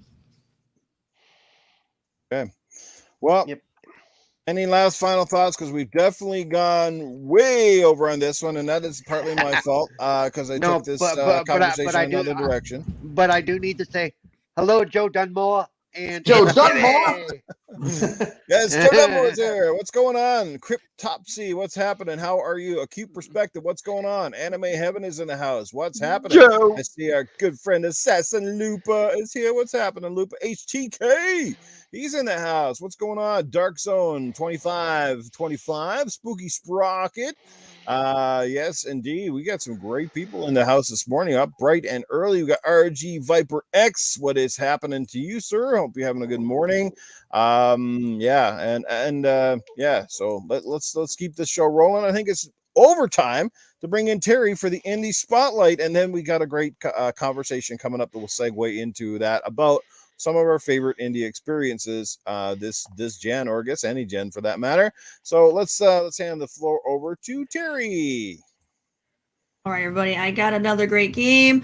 I can't say too much on it because honestly, I haven't played this one myself. I did say last week that I want to try to put in some of the games that have been recommended by viewers so that they don't get, you know, forgotten. So this one here is going to be one that was recommended to me by our very own Lost Forever. So this is the recommendation from him. So we're gonna go ahead. I'm gonna show you guys the trailer, and then it looks fantastic. I definitely want to play it. So, all right, you guys go. buckle up.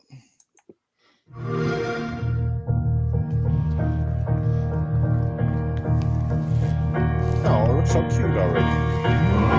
Every soul of brightness and the darkest night. Sackboy got a new costume. Every light the lightning. For some reason, I thought it was Fall Guys. Wings and time in flight.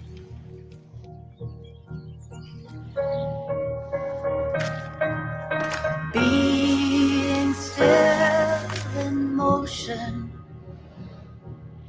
clouds go rushing by. A drop. These indie devs hate me with all these puzzle games. Jesus. Where the rivers dry. Oh no. Could it be the star's reflection? Tiny stars in one great velvet sky.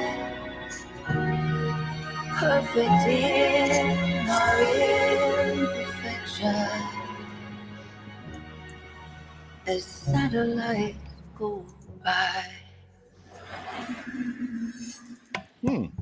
Yeah. Hello Games. That's isn't that the people that made No Man's Sky? Yeah. All right, so we got the last campfire, everybody. Now, let me stop sharing that real quick. Okay, so this game is a puzzle adventure game, as you guys saw.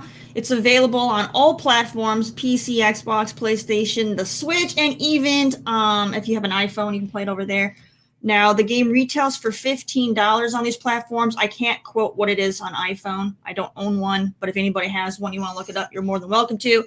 So $15, but you're in luck for those of you that are on PlayStation because it is on sale right now for $7.49 up until the 19th of this month. So you still got a chance to, get it on a decent discount.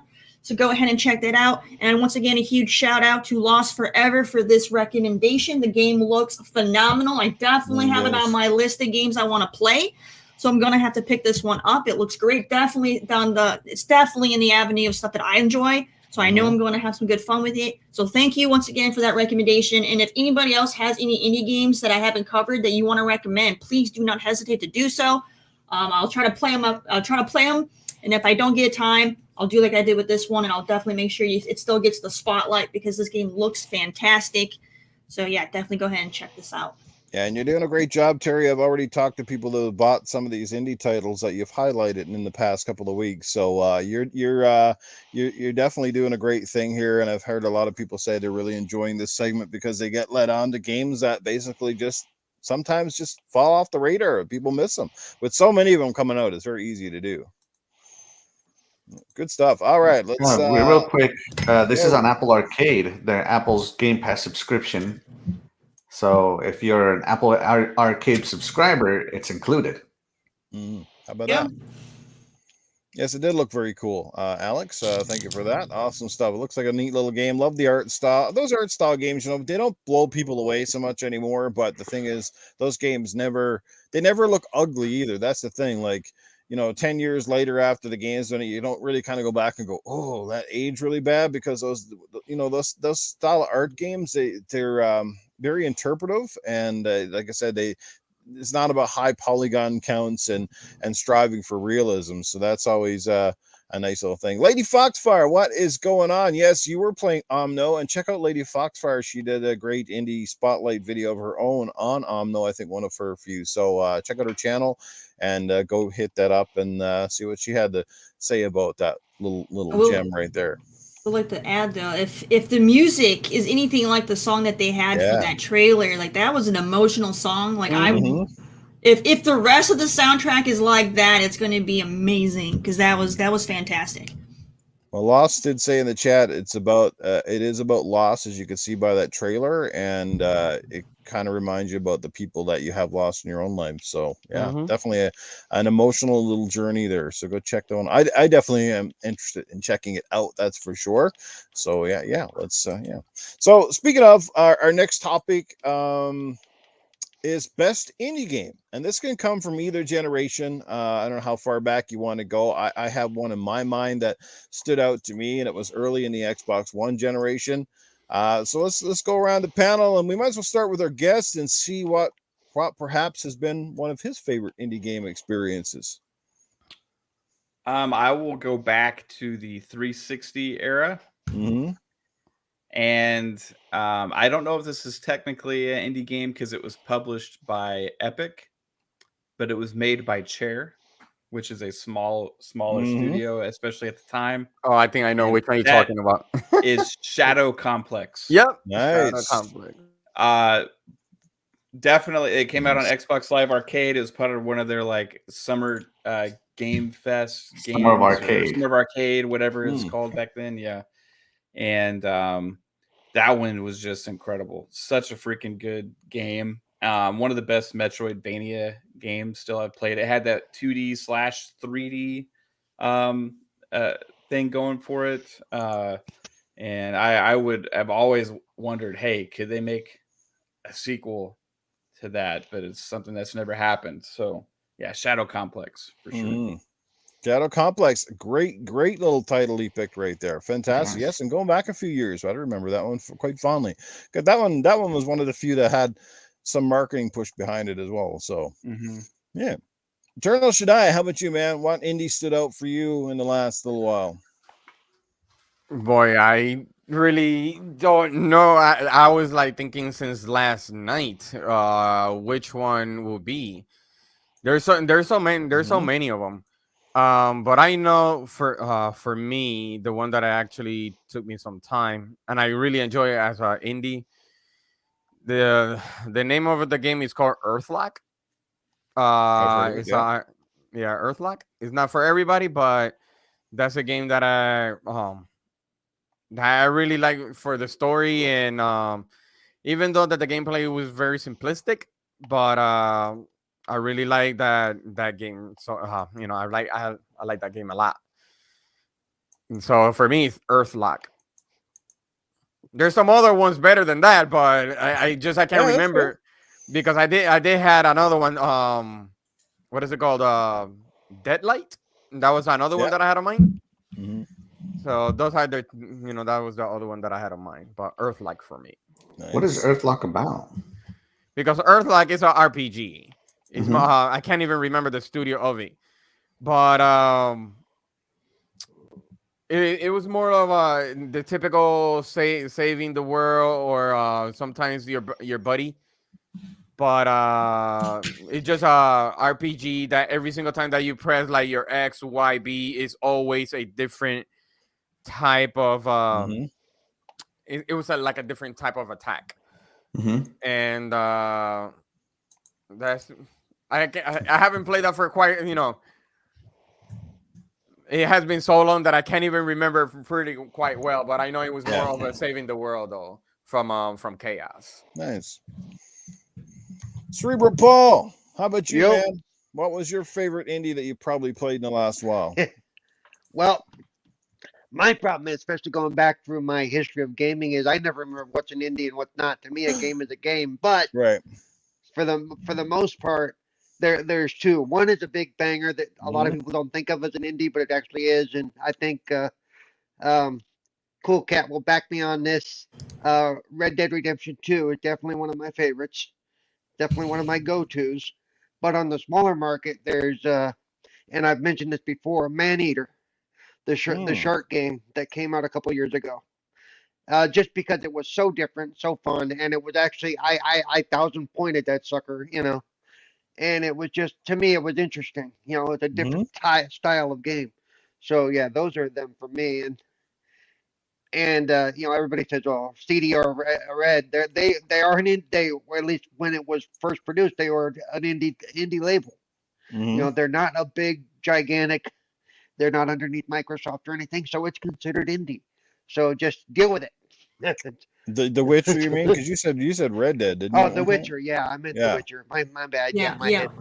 Yeah. Yeah, I was thinking Witcher something Witcher is definitely indie. I was like Red Dead. I was like, wait a minute, that's Yeah, not I an know. indie. Yeah, yeah, open world. Big stuff for me. But I'm still not awake, and it's like 11. So yeah, Forgive him. Yes, some yeah. people will argue Witcher. probably that one, but yes, they were obviously a much smaller label at the time. Yes, Yep. coming in under a big publisher, but it just Yep. happened to be one of those games that took off and had years and Yep. just the massive scale. I think is why people Yeah. tend to think, oh, this game can't be, but yeah.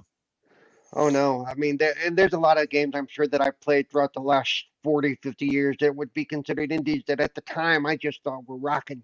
Going way Okay. back. Mhm. Yeah, I played so many good ones. Axel, how about you, man? Any indie stood out to you in the last couple years or so? Oh man! All right, so I with Terry showing off all these indie games every Mhm. week, and with the indie showcase right around the corner, it got me thinking: what indies have I played that have been memorable over the years? Because I don't play too many, and I'm thinking smaller indies, right? Mhm. Limbo Inside, Ori and the Blind Forest, Faster and Light Bash and Terraria, Toy Soldiers. All those Yep. are great games for me. But the indie for me that when I think of what was the first, I guess, game that I played that was self-published, Mhm. no big publisher, no nothing, that I'm aware of, and that was Fez on the original Xbox 360. There's no combat to speak of in Fez. All it is platform puzzle solving. And what made Fez so special to me was I needed a notebook to play this game. So it took me way back to when I was younger, right?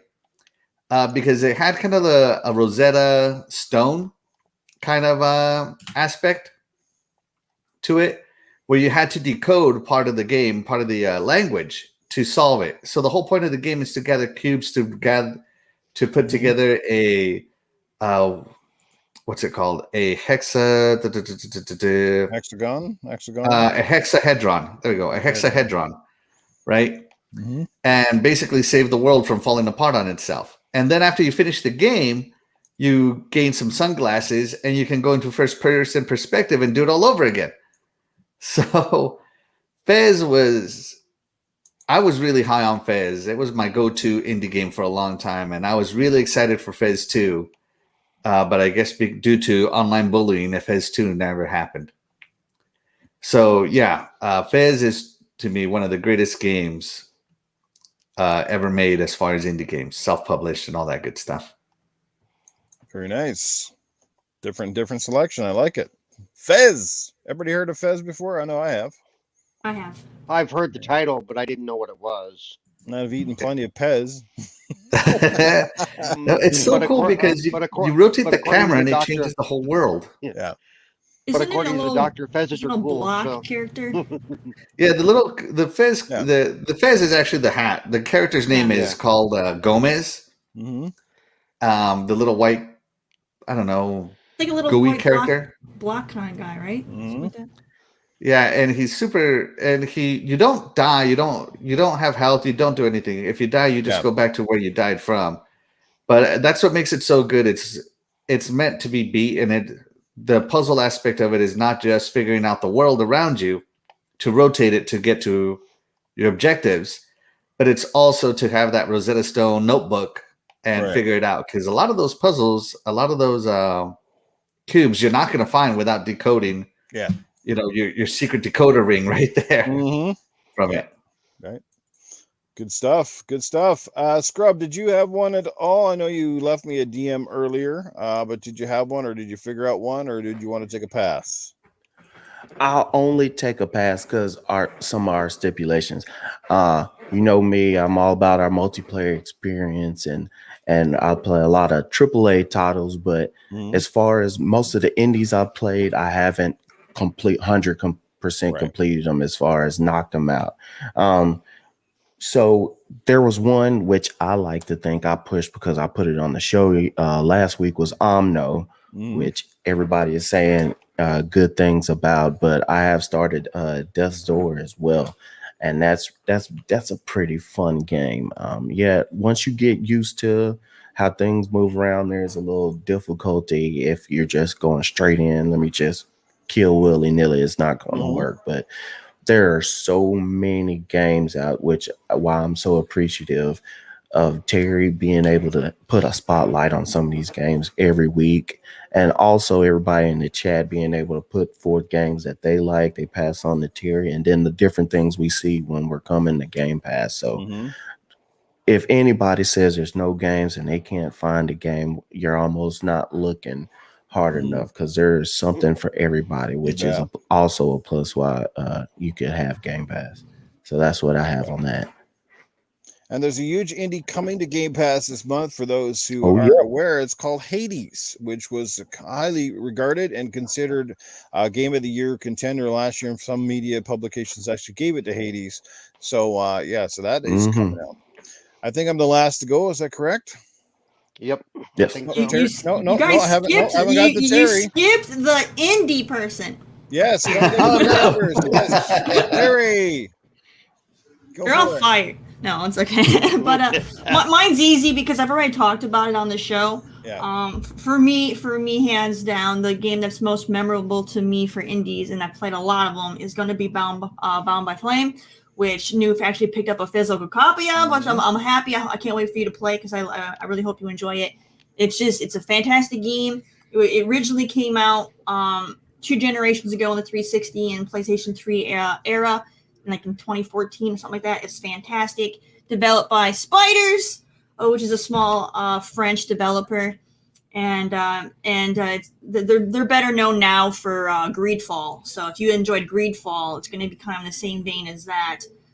So check out Bound by Flame. It's flipping phenomenal. It has an amazing soundtrack, a good story, and if you're a fan of like BioWare style games, where like RPGs where you have choices and romances and all that, BioWare, you're gonna definitely enjoy the game. It has all that stuff in there, and for it being very low budget, I thought they did a very good job. Well done. Great. Yes, it looked phenomenal. I got to say, that's one of the things that blew me away when you highlighted it here. Was like, wow, this game has like almost that triple A production and feel. Yeah, it comes from a smaller team and small publishers. So good stuff. Bound by Flame. And I will end off with this is a game that Terri had mentioned. I don't know. I don't think she's highlighted it on the show, but she did mention it one time, and I was thinking, she's going to take my pick. She's going to take it, but she did not. And mine comes from the launch of the Xbox One generation. It was called Max and Curse of the Brotherhood. That's one of the very few indies that I played from start to finish. Loved every minute of it. Thought it was ingenious how you could play with the coloring crayons and basically create little things throughout the world in your effort to save your brother. Plus, it had this really awesome little art style, almost like that Pixar Disney in a 2D/3D style world. It was just so well done. It was genius. A shame we haven't seen a sequel to that game because it was so well done. So Max and the Curse of the Brotherhood, and a couple of honorable mentions, which it might be debatable by their publishers, but I really liked games like Unravel. I thought that was also good, and also had that very CGI, really kind of a cool little look. Unraveled was amazing. Little Nightmares is another one that I thought was absolutely phenomenal. And the sequel I heard is really good, which I hope to pick up at some point. Perhaps it'll come to Game Pass. And just another honorable mention, that a game that Cuphead blew me away, but I never did finish it. But unbelievable, just the amount of effort and work it took, and something that was very unique in our in the indie scene that was too hard to ignore, but obviously did get a lot of backing from Microsoft. So we know, like I said, it's still an indie, but it was, it didn't feel like it because it had so much of a marketing push. And I guess lastly, one that I really would like to play that I've heard nothing but good things about. It's a throwback to the Ninja Gaiden 80s era, and that is The Messenger, which people say is absolutely amazing, which I would love to try. So The Messenger is not on Game Pass, was it? I do not believe so. Oh, It was because I played it on xCloud a long time ago. Yeah, it came off. Yeah, but yeah, it was. There you go. So great selections from everybody, even in the chat. Lots of people bringing up things like Limbo, and that was another phenomenal game. Like, I mean, we could sit here for days and go on about indies because there's so many of them, and there's so many good ones, which is awesome. The few, and everybody's looking forward to Tunic. I know right now, they're saying that's looking great, and Death's Door just came out. Blowing people's minds apparently. So just so many great games out there right now. And like I said, and that's the crazy thing with indies, they come so far. Remember the Xbox, remember the 360 days of arcade when the indies had to be under 512 megabytes and everything was very small in size and scale. And now you literally have indies that blur the lines between, a big budget game. Some of these games are so well done. I mean, look at that one that guy is making for the Xbox right now, Bright Memory Infinite or whatever the hell it is, and you look at that and you're like, holy heck, like he's doing this by himself, like wow. Like, and Tunic, another one was a one-man show, right? Like some of these games coming out with the one or two people making them. Song of Iron coming out at the end of this month, people are excited for that game. Yeah, it looks good. He won't reply to me. I told him, can you please put an option in your game for the weapons not to break? Because I played that demo, and as soon as that first weapon broke, I can't remember the swear word I used, but I was like, are you effing kidding me? I'm like, get this crap out of your game or I'm not buying it. So it's like, that's probably part of the lore. But as soon as I got that, I was gotten that Legend of Zelda Breath of the Wild feel, and I was just like, yeah, buddy, you're losing me right there. Right there, you lost me. Right? Come on. Right. Are these weapons made out of steel, iron, or are they made out of wood? What the hell is it? It must have rained on that sword because it broke. Yeah. I got killed. Stuff is like disintegrating. I'm like, oh no. But it's going to be a highly anticipated title. People definitely looking for that. So shout out to Joe and his game Song of Iron. I know Mav is excited for it. I saw his posting on social media. So. You know what game really got me when I was into the indies was Geometry Wars. It was like a twin stick shooter, and all you did was shoot shapes and get those combos going. So good, so fun. Yes, Geometry Wars was so fun. Yeah, some of the best games are so simple. I do like to add that outside of Death's Door, which I haven't played yet, pretty much every game that everybody has been listing for their favorite indie is one that I've actually played to completion. So I'm seeing a lot of great games being listed. Oh, that's cool. Oh yeah. Did you ever play Toy Soldiers, Terry? I did. You did, yes. Did you play the sequel, the Vietnam one, or not? Was it the Vietnam one, the Cold War one? which one I played, but I played one of them. Yes. So there was one that was World War II. That's the one I beat. And then I bought the sequel, which was the Cold War one, and I just didn't want to get into the mechanics. I don't know why. I just got lazy. I'm like, I don't want to do it. But I love Toy Soldiers. It's a good game. It's By the like way, a tower defense game that you can take control of everything on. It's awesome. Yeah. They're coming out with a remastered version of that. Like I think this month or next month. Toy Soldiers. Really? HD. Yep. Nice. Nice. Gonna have to check it out. Good stuff. All right, let's get down. Let's see here. We've already done the indie spotlight. Let's get over to Scrub. I think you said that you would like to do your community spotlight. Do you have one ready? Yes. I do have a community spotlight, and today we're going to talk about someone who's doing some big things in the community, and I really appreciate all the stuff he's doing. That is Everborn Saga. If some of you guys have been checking out, chat. you know, what'd you say? He was in the chat earlier. Yeah, he was in the chat earlier, and so everybody who's been following other podcasts and stuff, you already might know who I'm talking about, but I definitely want to put that out so people will know what's going on. So if you want to pull him up on Twitter, you can follow him at the Everborn Saga. Basically, his name is coming from comics and video game that he has personally written and developing himself. So when I was talking to him, I asked him a couple of questions. So some of this is going to be coming directly from him, the questions that I was asking. So I was asking kind of what got him into playing games, and he was saying it was all about the 16-bit era when he started. Streets of Rage, Sonic 2, Super Mario World, Street Fighter 2, one of my favorite games coming up, Turtles in Time. Love that game. But he said that one of the games that kind of led him on the path that he's on now is Legend of Zelda: Link to the Past. Another great game I'm thinking about. So when I was talking to him, I just wanted to bring the light, let everybody know where he's at and then what he's doing. So like I said, he has these comics out called Everborn. So I hold one up again, Mav. There you go, guys. They just released. Yes, and I have my copy on the way, with comic 1 and 2 all together, that hardback copy. So that's definitely what I got going on. I'm gonna pull up his website, and if you guys ever want to check it out, it's the everbornsaga.com. If you look up at the top, so he's saying it's one story, 2 timelines, and 4 series. Nice. The Everborn Saga is a sprawling epic that spans 4 interconnected series, each following different characters, telling the story from their vantage points. At its core, Everborn is a story from their vantage points. From a long brewing war for supremacy between the Seraphs, those able to tap into the magic of the gods, and Paladins, those who can't. Prince of Arcadia follows the Paladins and shows us how the Stoics came into power. The Remnant, our upcoming novel and comic adaptation, follows the Seraphs and their plot to bring back Magnus, the Everborn. Nice. Ariel's adventure follows Ariel, the boy that is fated to stop the Everborn and end the war between Paladins and Seraphs.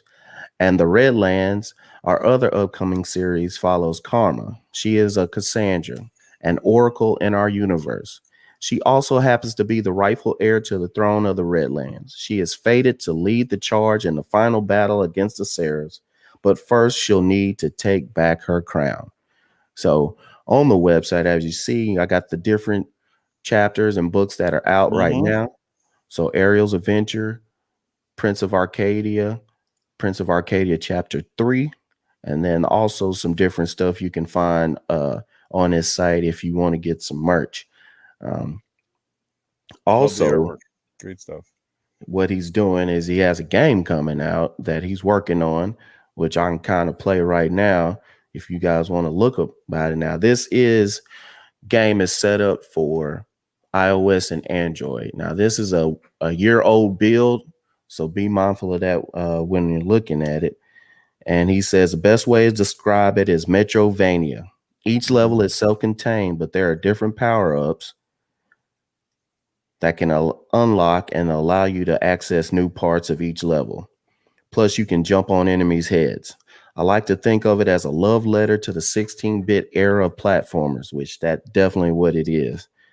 He says he's the sole developer and would actually be the second game in this series. And the original one that he released was in 2015 on the Windows phone. So RIP the Windows phone. And when he started in the podcast, and it originally started back in 2017, which he started his own R Square Network, which had 3 shows. One was TV and movies on the reel. One was about politics, the second page, and the other one was about Black fatherhood, which was called the 36 Chambers of Fatherhood. So after that kind of disbanded with people's time and not being able to get together, this is kind of where he's at now.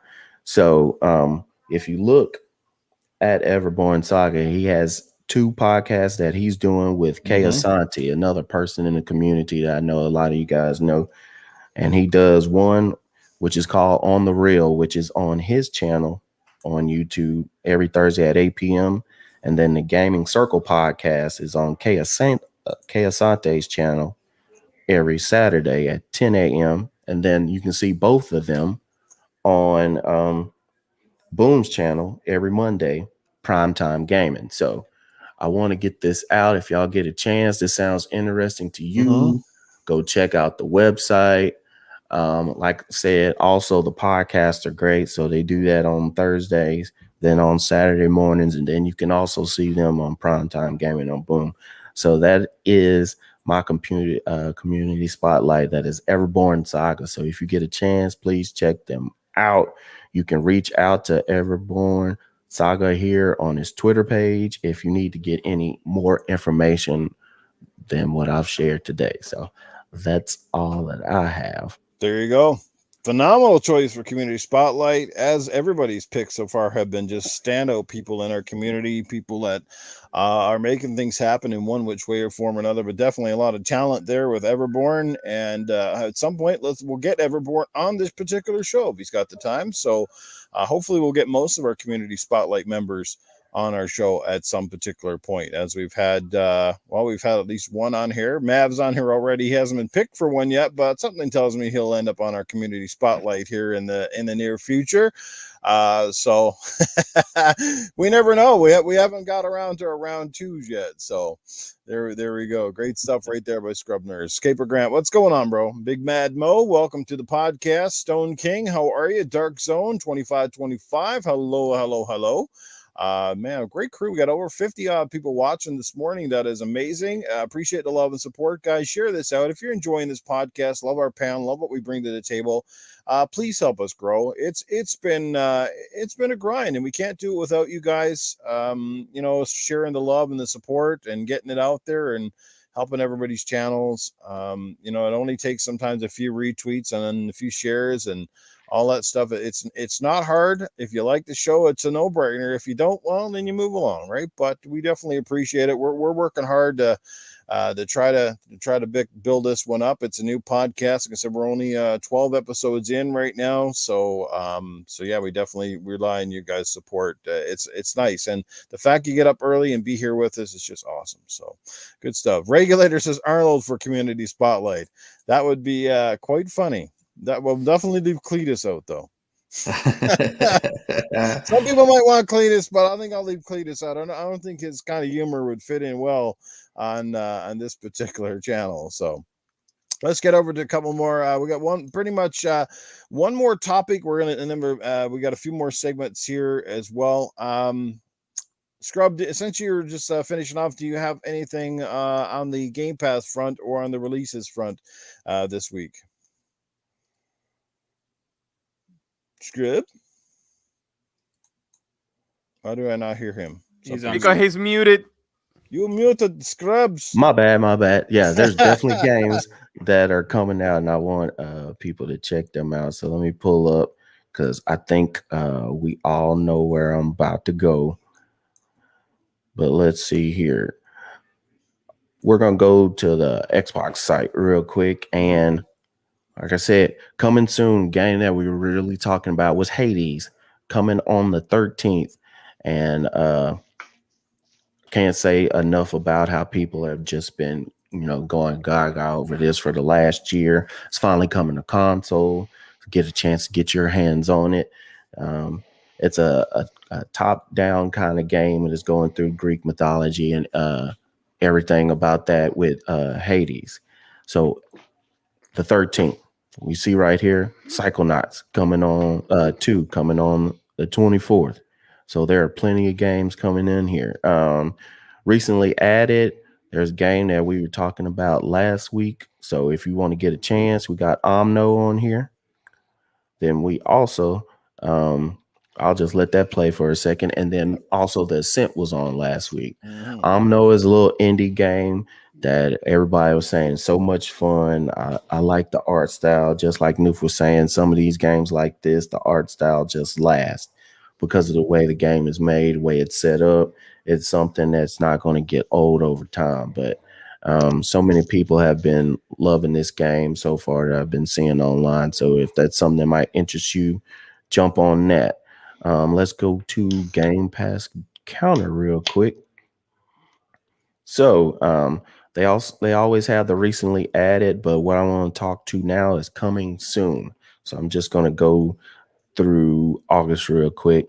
We got Dirt 4, Dirt Rally 2.0. If you've never had a chance to try out some of these dirt games, they are fun as hell. They are definitely something. If you just want to get another racing fix, you have those games sitting there. They're all coming out August 10th. Also F1 for 2020. Like I said, we got Hades coming on the 13th. You got 12 minutes that a lot of people have been talking about waiting to go. That's coming on the 19th. And like I said, Psychonauts are coming out on August 25th. So we're going to go now to the games that are leaving soon. We were talking about this earlier. Grand Theft Auto 5 is leaving on the 16th. So if you just want to pull that out and have that game, which, I mean, almost everybody owns this game. But just in case nobody's crying on that one. Yeah, just in case you have a chance to get it before it leaves out. You got Final Fantasy VII is leaving on August 16th, which is good. Madden, if you just die hard Madden 2019, they got new one coming out. So I don't think that's a big myth. Vampire is a game a lot of people have been talking about, have played it. It was an enjoyable game. So if that's something that interests you, check that out. It's leaving on the 20th. But there's other ones on here, but the main thing I wanted to specify on Forza Motorsport 7 leaves on September 15th. If you do not get this game, when it leaves out, it's going to be hard to get it. You might find a physical copy somewhere, but because of the licensing and everything being expired, you have to have the game first before it leaves. You will not be able to find it on the store or Game Pass. This is a great game. The graphics are ridiculous. It's fun to do. So if you get a chance to play this game or never have had it and want to have it, please get it, download it, and then like I said, if you have Game Pass, you can get this at a discounted price. This game's already discounted, but you can probably get it a little bit more. Catch that before it leaves on September 15th. And that's let me throw something in on that real quick, just because I don't remember if I mentioned it last week. If you previously have bought add-ons for Forza Motorsports or whatever that is, they will give you a token that you must cash in before that date to get Forza Motorsports and own it. But you must have bought the add-on before they made the announcement. You can't go buy the add-on now and get a token for the game. Right. But the good news is the game is on sale for all of $20. Okay, we're talking about the Ultimate Edition. So if you want Forza Motorsport 7, $20, it's yours forever. But after the 15th, you will not be able to get it that way at all. Yep. So there you go. Great points. Thank you for that. Awesome. There you go. Games coming soon and games leaving soon on Game Pass. Some really good titles come out. August has been a crazy month, man. Like July and August. Like there's so many great games coming to Game Pass. That was really the ultimate thing that convinced me to get it, guys. I mean, everybody says like, what was the turning factor? Was the fact there's so many, and the fact that my wallet would be really, really hurting. I mean, I'm not broke.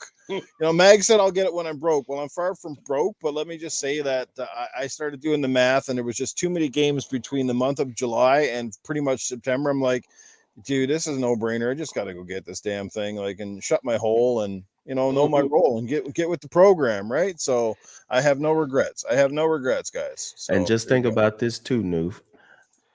Xbox started buying these big studios and a little smaller studios in 2017. So let's say you're going to be developing games 3 to 5 year process.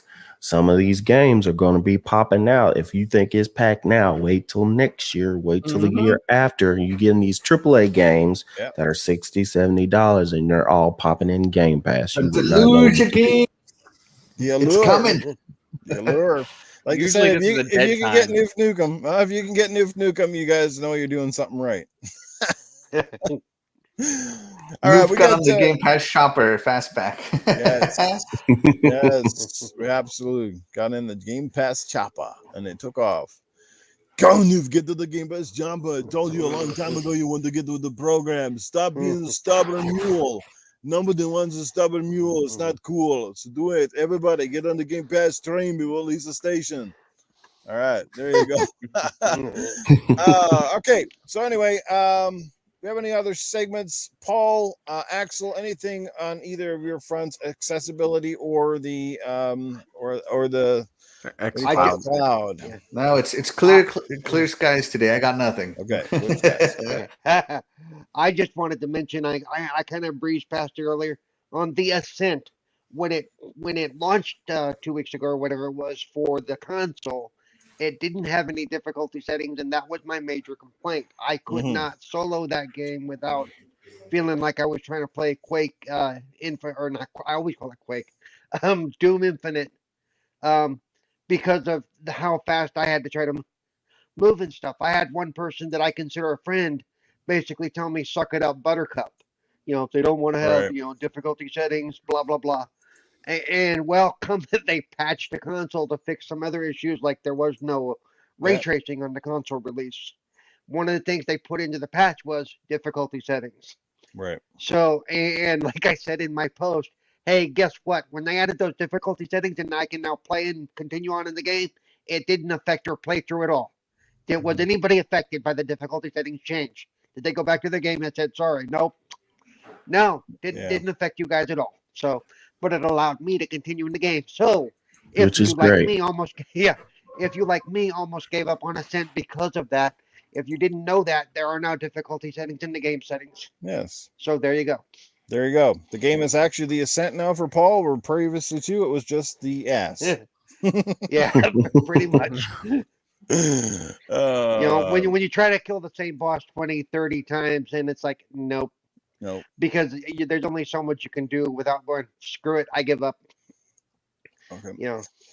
All right. Who else did Shaddai? Anything in your front? All good? No. All good, yeah. Okay. Prison life's tough. Pretty much.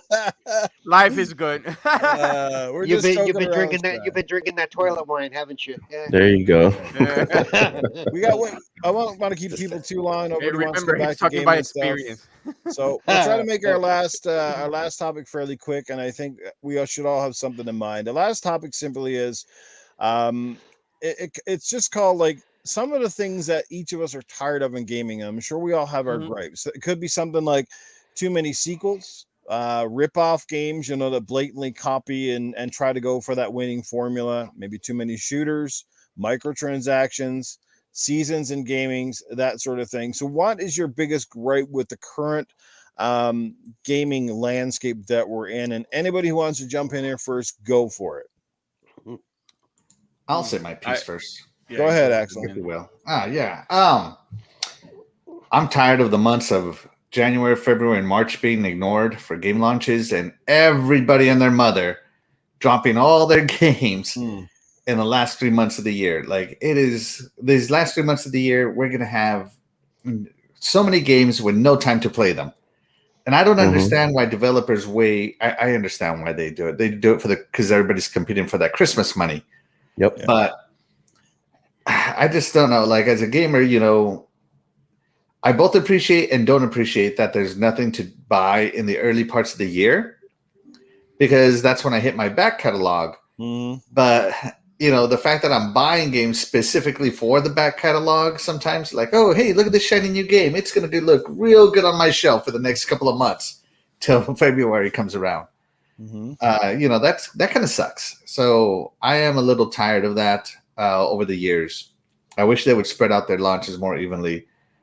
Mario Odyssey came out in February or March, I believe, and it did great. God of War came out in February. It did awesome. It's obvious that if you have a good game, it doesn't matter when you release it. Gamers are going to play it. So don't just save all developers, publishers. Don't just compete for the same Christmas money. Go after that tax return money. I'm telling you. To be fair, this year was a little bit different. There were some games that were planned on being released but they got delayed because of, damn COVID and shit like that. So this year's a little odd, but for the most part, I agree with you. But some of the games that were supposed to be out months ago, we know are coming out now this fall instead, or early winter. I agree. It just, to me, it feels like February and March and all the way through May is basically delay season instead of release season. That's when all the delay announcements come out. Yeah, usually. Yeah. Well, they're trying to get ahead of E3 as well, so that's some of it too. I'm telling you, go after that tax return money. Nice. All right, who's next on the docket? Who wants to chime in here? Go right ahead. Go, man. All right, so Ubisoft and other publishers, but mainly Ubisoft right now, stop trying to make all your games fit into one box. The variety is the spice of life. Come on, like they've been guilty of this for a long time. Something works, all of a sudden, every game in their catalog has to all of a sudden be morphed into this thing that worked with this one game. For example, Far Cry was working. Everything's got to be open world now because they sell better, engagement's better, it keeps them playing, right?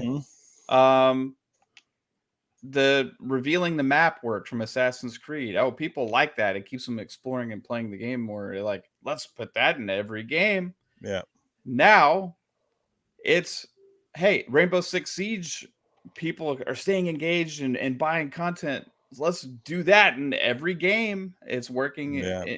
So, hey, preach, man. They're putting that in as the new Assassin's Creed Infinite that was announced. What is that going to be? Come on. You know what I mean? Like, that's not what people expect or look forward to from an Assassin's Creed game that have been playing the franchise for so long, right? The but Sam Fisher might be an Assassin's Creed Infinite, so, I don't know. The Clancy brand has just been bastardized. Yeah. And if that had a new rant multiplayer game, it is like the shit. cringiest thing I've ever seen before in my life. Seeing Splinter Cell agents, I mean, come on. Yeah. What the hell is going on? Is this a real world we're living in now? Like, who decided to make that? You have people around a table making marketing decisions, deciding to make that game, not a creative director, not somebody that actually wants to respect the people that have invested in the brand for over 20 years. Oh yeah, I like the fact that some people called him the son of Sam. I said, you really don't want to call him the son of Sam. That's all. If you want to do that as well, but you still keep the other franchises going, so that way they still retain their presence and their credibility. That's fine, but we're not getting any of that. Yeah, nope. We're getting this, and we're getting Rainbow Six with aliens. Yeah, I got something that'll piggyback off of what Mav is saying, because it's a lot of it's about money grab. Me being a console gamer, PC gamer, or whatever, anybody that has to deal with old school gaming, I'm tired of people taking games, not finishing them, pushing them out, put all the hype on the game, and then there's a gigantic day one patch. And then when you do your gigantic day one patch, the game still is horrible. Quit doing it. Back in the day, you used to have the game perfect. You had to have, there was no way to do a day one patch. When you got that cartridge, or earlier when it moved to CDs, that's all you had. There was no chance to fix the game later on. And people are using the internet and being able to download. I don't want to call these people lazy, but I think it's more of the higher up saying, push it out anyway. We got a date. We got to make this for Q2 of this year, and finish it or not, the game is coming out. We're wasting time. You're wasting mind share for the game because all these people are hyped for these games. It comes out, it's trash, and then people stop playing it. You lose all your engagement. You lose all the type of money you could make off of microtransactions or anything else, skins or whatever. You're hurting yourself in order to chase the money that you could get if you could make the game right. Now, I'm not saying that this game is going to come out perfect, but look at Halo, what they did. They had to sit there and work on that game. They could have not done it, but they worked on the game another year later, and look at all the praise they're getting. Yes, they got a lot of flack on it. Yes, they lost money by not putting it out and delaying it, but I believe it will get a better reception coming out now than whatever was coming out a year ago. We also look at Cyberpunk 20. I've been waiting for that game for 7-8 years, and it came out, and it's like, God, this game seems fun, but it's cutting out on me. It is freezing up. I'm getting black screens. You're getting all these bugs, and I said I'm not touching it until Series X, and I get the Series X upgrade, because I want this game at the pinnacle of what it can be to be able to play it. And what's the point of saying play it now and then we'll make it great later? That's BS.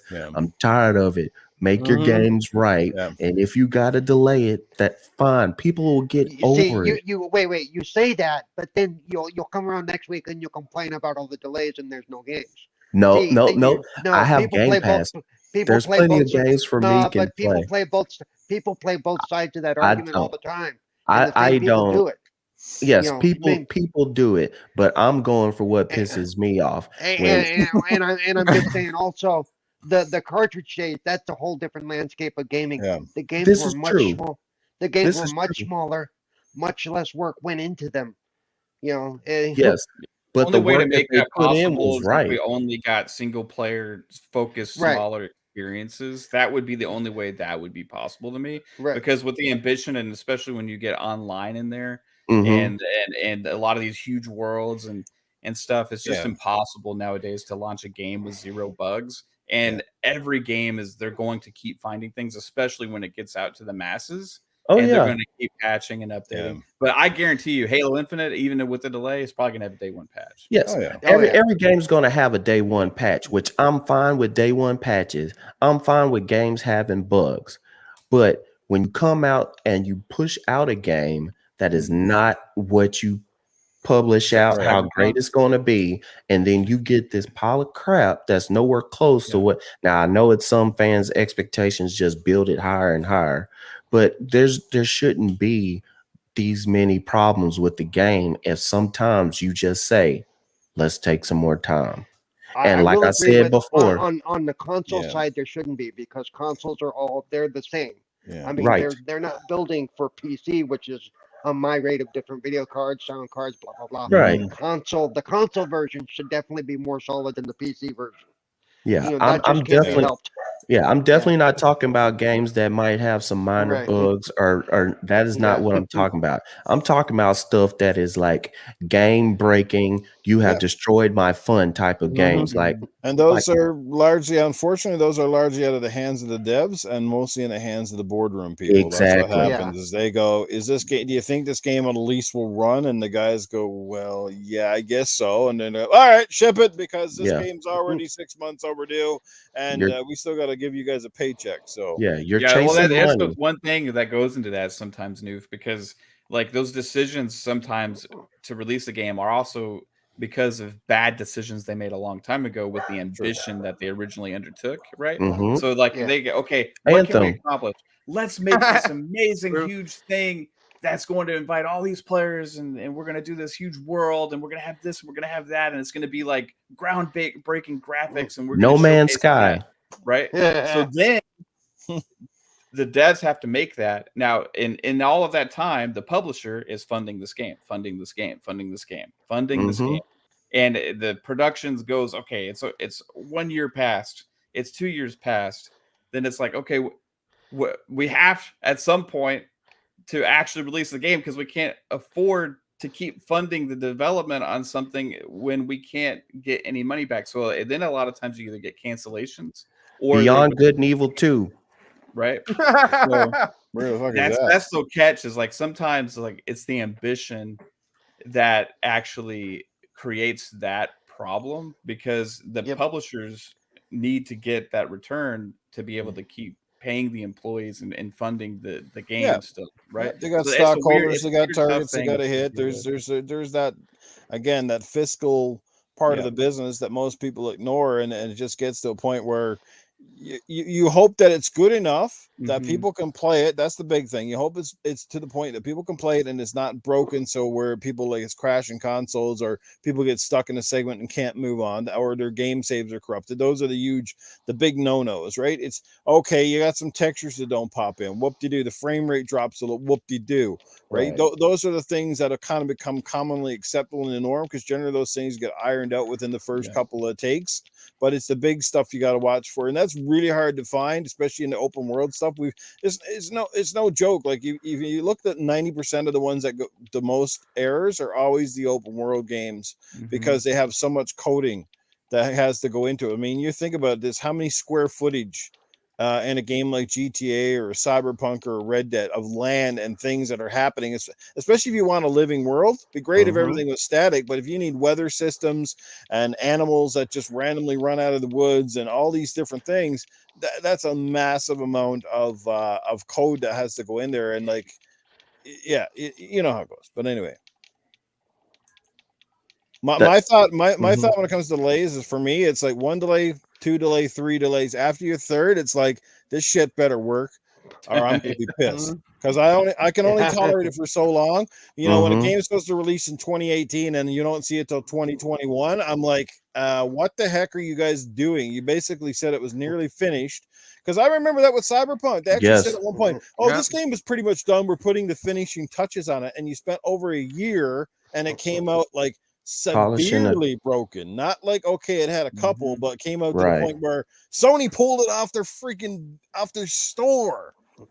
Right? Yeah, and sometimes it's completely unexpected things, right? I would say like what happened with Outriders, right? Because they did a demo, they did a beta test, right? And then they launched it, and they even said, "Hey, it was because of this. Like they made a mistake and like something with the servers, and it screwed up for everybody, and like it was like, oh no, what the heck happened, right?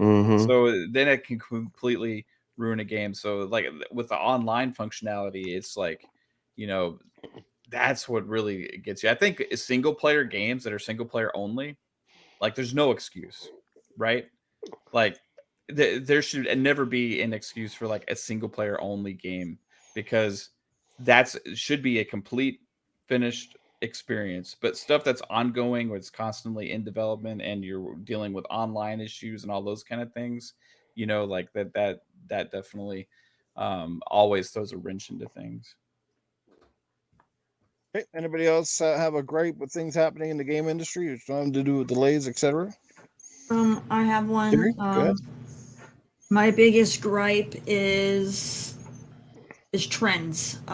You know, like once the next big popular genre comes out, everybody has to integrate it into this stuff. Like Battle Royale, for example. Oh yeah. Oh, I hate that. Oh. Battle Royale, you know, had a good takeoff. With PlayerUnknown kind of started that, and then Fortnite really took off, and now it's like being bled dry. Everybody has a Battle Royale mode in their game. Even my beloved, like, it's like even like Forza has it's like what it's just I hate when they just follow the trend, like, okay, this is popular, so we all have to have it. Like, it doesn't belong in certain things, you know.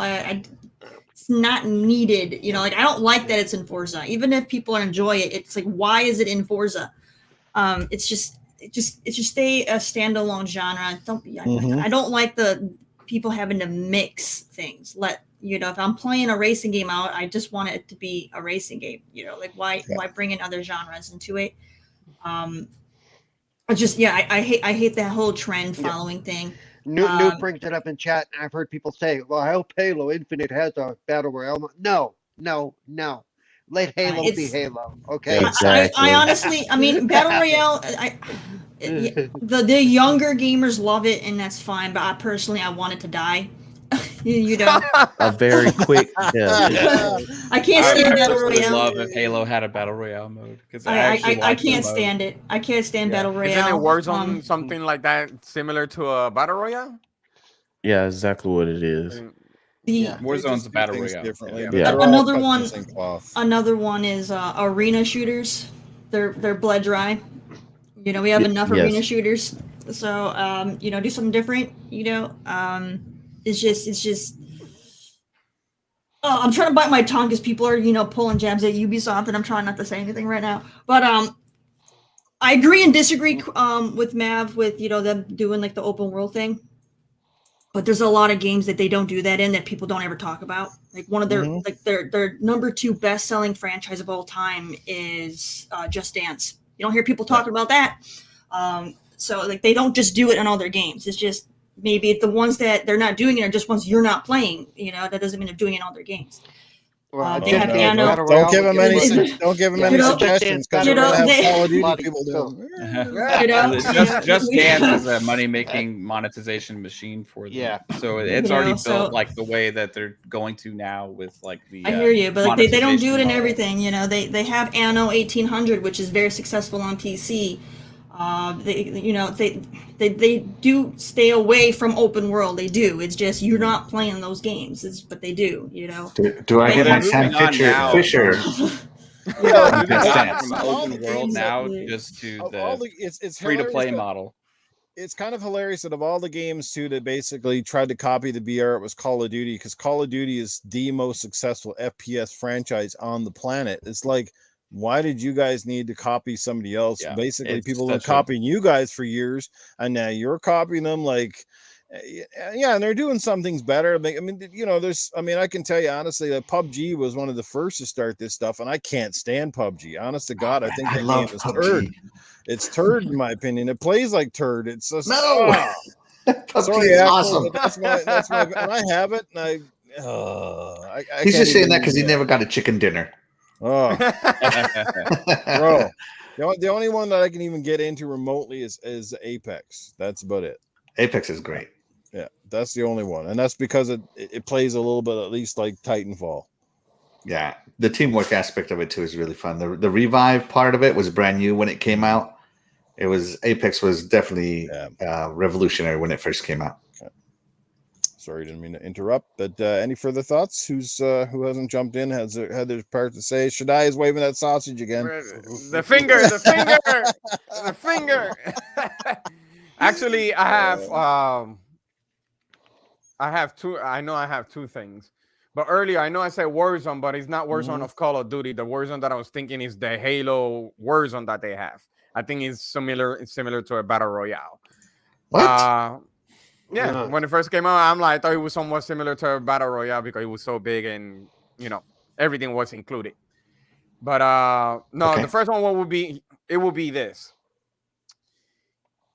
If you have, and this is more towards Microsoft because this is a new gen, but because Sony is good on that one. But if you have a contract for something exclusive, treat it correctly. The reason why I'm saying that is because of the way Dead Rising looks and plays. The same thing with Recore, and I think it was another one that I can't even remember. Because I'm like, are you serious that there's certain specific exclusive games that looks way better like Rise? The other one we already know, is their first party, so they're gonna get treated like kings. But if you have a negotiation like Recore and it comes out and it looks like crap, and you're gonna mistreat your system like that, might as well not do it. Because the thing is that in this gen, now that we have Game Pass and we have all this, me as a consumer, I expect any source of agreement that you have for exclusivity treated correctly, because we're talking about that's your product. And the thing is that you're giving us high expectations that this game is gonna come good and whatever, somewhat similar to what Scrub was saying. But this turn is a little bit different because we're talking about something exclusive to your system. Treat it correctly. Don't go back to how it was 2013 when, that they say like, man, Titanfall is good on the multiplayer, but the story suck. I'm like, no, don't do that. You know what I mean? Please don't do that. Treat it correctly. That's the reason why you invested into that thing. The other thing is, this one is a little bit different. I know a lot of people is like, I don't pay attention to that, but I kind of do. Especially when it comes to Video Games Awards. Please do not put remakes as a game of the year, because remakes are remakes. Put it as a different category, because there's way better games that could be game of the year, and it's not remakes. It's like, for example, Ori and Will the Wisp could have been that, and Resident Evil remake should have been something else. Right. Put it on a different put it in a different category. And that's another thing, because I know they put PUBG beta as a game of the year contender, and it shouldn't be there because it was still a beta on that year. Yeah. Put it on different categories.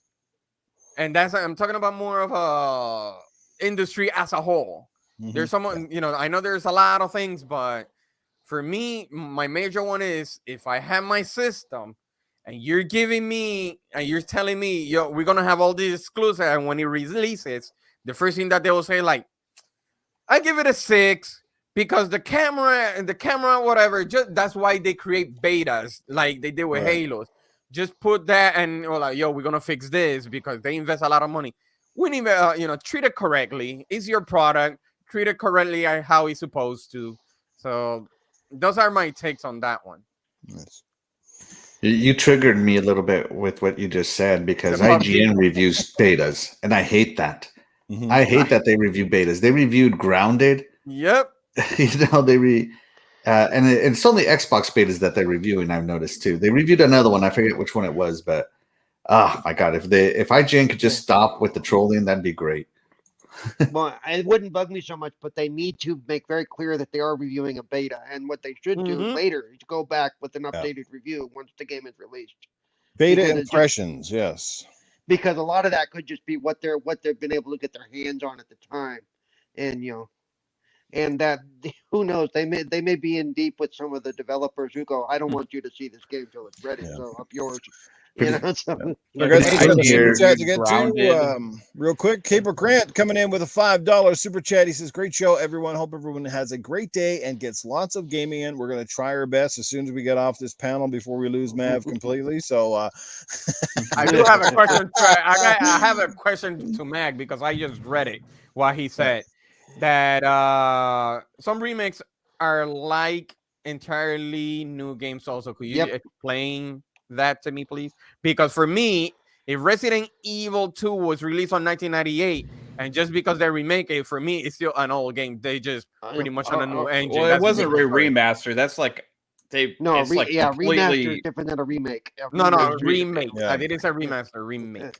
Yeah, Because this Resident is a Evil 2 remake was where it's like everything is completely new. Like it doesn't even play anything like the original game.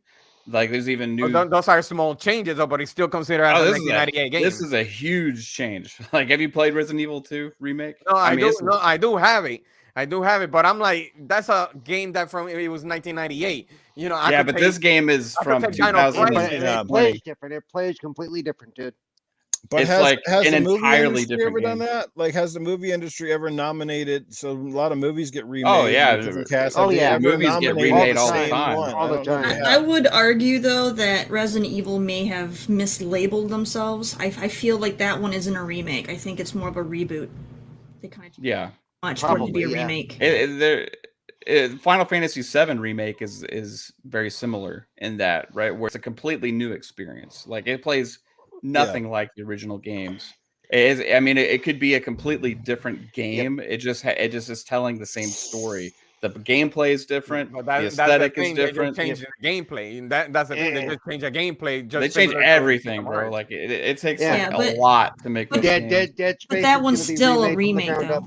Like for example, True Grit would be an example, right? Newf, right? Yeah. Like True Grit, like totally was nominated for like movie of the years and stuff, you know, and it was an old John Wayne movie, right? It tells the same story, but a lot more went into making this new one. Right. Yep. So, same with 310 to Yuma when they redid that one as well. Yeah, but like Mass Effect is a remaster, right? So that Mass Effect, they're improving the original experience and they're amping that up and bringing it, modernizing it. Whereas like the Resident Evil and Final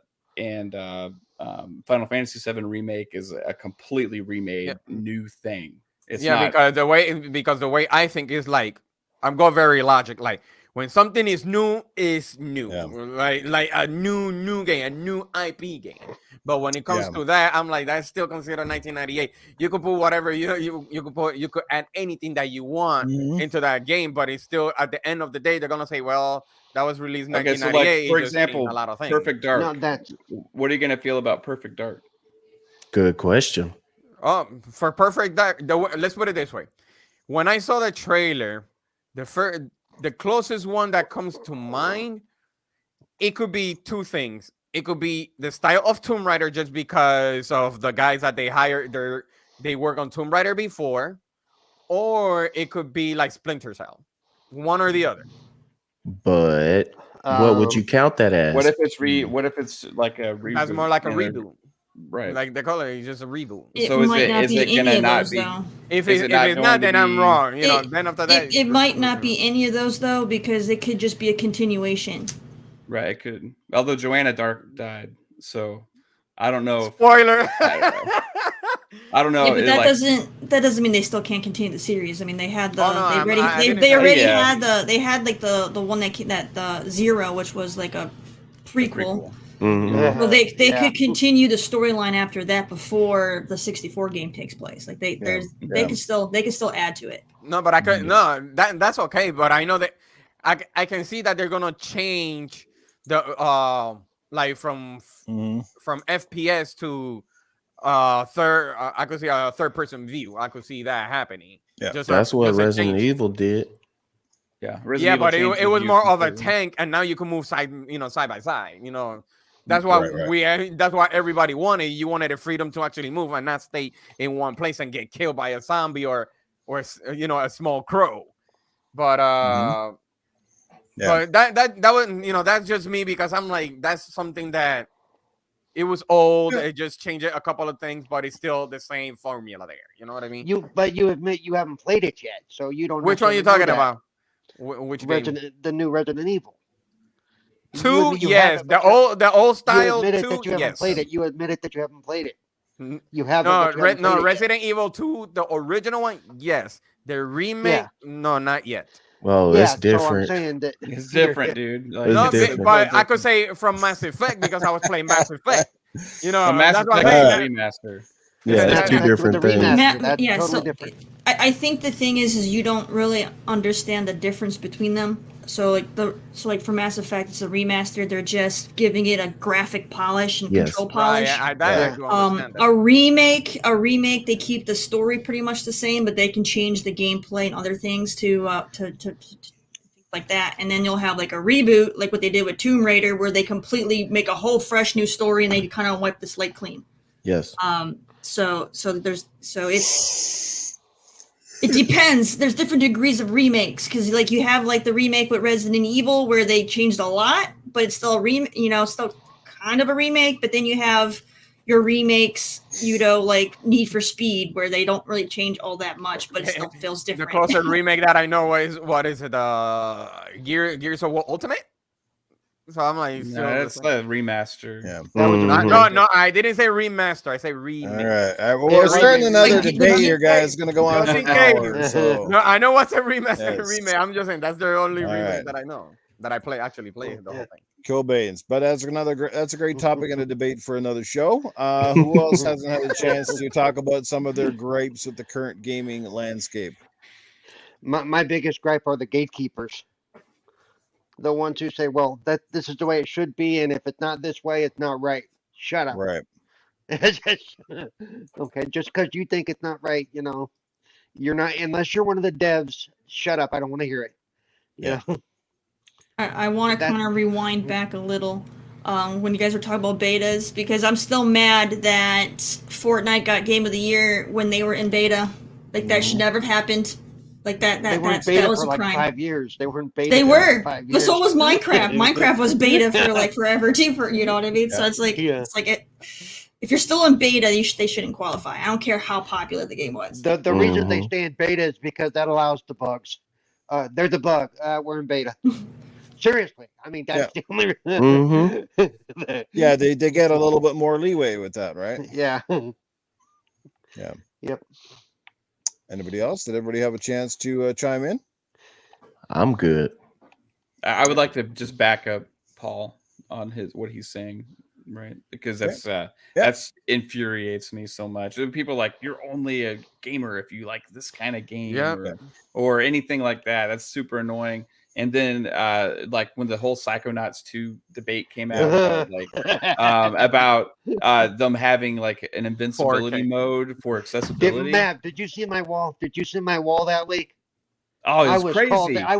I was called every bad name in the book that week. Dude, it just shows me how many idiots there are out there, honestly, because like making something playable and enjoyable for somebody else does not in any way affect your own experience that you can have with it. And this goes back to when people got pissed off about people getting to play exclusive games also on PC. Yeah. Right. Oh, what do I not feel special anymore because it's somebody else gets to play it? Well, do I not feel special anymore because the achievement I unlocked is now devalued because somebody that is not as capable as me is getting the same achievement? If it's that important to you, screw off. You don't even deserve to be playing games. You know what I mean? Like, seriously. Like, don't be a selfish prick. There's other people out there in the world that all deserve to be able to play everything. Don't gatekeep it for yourself because it makes you feel better or special in some kind of way. Well, or they just wanted to follow me. Follow what I say. What I say, I'm right. Yep. I did love when Ascent did it, and that was right after somebody told me, well, that's not what the devs, that wasn't their vision. That wasn't what they wanted to do. And immediately the next day they put in the patch. And I'm like, apparently the devs disagree with you. By the way, the Spooky Sprocket in the chat, man, I just want to say you had a few epic rants a few weeks ago that had me howling, dude. So, and he used that word wank stains, and I keep laughing every time he says it. Especially at Spooky, he's got the great accent when he says it. Oh my fuck! I just sitting back watching this thing and just laugh and kill myself. It's hilarious. Love the rant, Spooky. Sometimes you just got to put people in their place because until somebody calls them out on it, sometimes they just think, because I'm a YouTube sensation or I got a following that I'm just like certain above the law kind of a deal thing going on. Like, but they're just idiots. It's just at the end of the day, they just prove how big of an idiot they are. That's all it is. So there's some culprits worse than others. Somehow some of these guys find their way into my timeline. I think it's because somebody did. Else I follow either tweets them or highlights them or some shit, and I end up seeing this crap, and I'm like, what the hell? But anyway, they probably say that about me too, so that's okay. You got to be like Wilmy and just like block half the internet. Just block. Oh, yeah, block them all. real quick, I'm just going to go back to what Mav was saying with the Ubisoft thing. I just want to say, I think the saddest part about Ubisoft, the part that makes me mad, is Ubisoft has an amazing level of talent. Nobody can deny that they have some great studios that can produce some amazing stuff, and nobody's against that. But I think when you've got 7 or 8 Assassin's Creed games out in the run of a couple of years, and not one single Splinter Cell game, first of all, since the 360 generation, that seems a bit odd to me. People say, "Oh, nobody, because nobody bought the last game, or nobody's asking." Are you kidding me? Have we seen how many people at the last couple of years alone have mentioned in comments that they want a Splinter Cell? And how many people every time an E3 event or something comes up, Ubisoft on stage, we're all like, Splinter Cell, come on. It's trending every single time, Newf. Every single time that anything Ubisoft is about to happen. Yeah. Splinter Cell is trending. Yeah, when we see those goggles, that's the first thing. We also want to know that when they do make a Splinter Cell, they do it right by the franchise and by the Tom Clancy brand, which means we do not need Splinter Cell to be an open world, go fetch this everything kind of game. You can continue to make linear, story-based, amazing games that people will buy and love. You can add content to it if you so wish, but you don't have this, like Mav said, all of a sudden you get success with one particular franchise, so everything you do has to be that way. Thank God Nintendo hasn't even, I give Nintendo credit there. At least they make their games different. They go, well, Mario was really successful, so we're going to make 50 different platformers in the same vein as Mario. Like they just make the same Mario. They just make the same Mario. Yeah. But even Mario, like if you look at the Mario games, how very different they are from each other. Outside of some of the 2D ones, like Galaxy was so different from Sunshine, and there was enough differentiation, but yet it's still the same thing. You know what I mean? Like they're very creative that way. Imagine, Newf, if all we got from Mario was like the Mario Golf, Mario Tennis, Mario Party, and we never got a real actual Mario game, right? Yeah, that's what they're doing with Splinter Cell over at Ubisoft right now. They're using him in every other possible way that they can, instead of actually focusing on the brand. And then the next time we see actual Splinter Cell agents, they're looking like they do in X Defiant. Well, yeah. And it's like, oh my gosh. And Nintendo was successful. Breath of the Wild is extremely successful game. Probably the Legend of Zelda's biggest game in the series. Like people gobbled it up. But I don't expect Nintendo to constantly make like Breath of the Wild. So every Zelda game here forward is open world, blah, blah, blah. I think they will go back to different versions of that franchise, one way or the other, so I'll applaud them for at least doing that. At least, maybe, I don't know, I could be wrong. Nintendo might go completely that route too, but I hope they just kind of stick to their guns on that side of things anyway. But my biggest gripe is sort of this whole seasonal stuff. And I know I get it. Seasonal aspects in games are to extend the life of the game, draw more people in.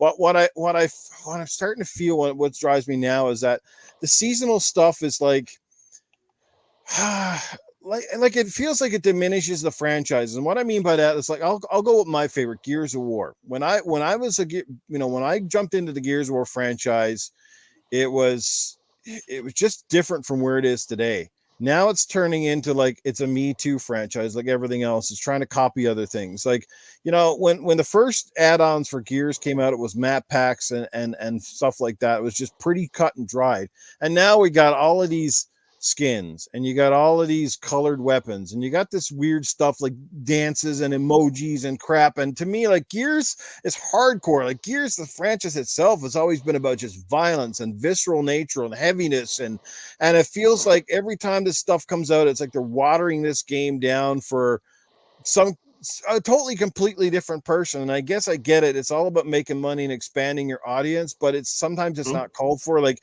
Gears is successful on its own 2 feet. It doesn't need to be something else. It does, just like I said, Call of Duty doesn't need to be a battle royale, and Halo doesn't need it. Neither does Gears. Gears can be successful, still add a lot of content, and still sort of stay true to its roots without trying to apply and be, part of the Fortnite generation. Well, here's your your little bunny rabbit to go on the end of your Lancer.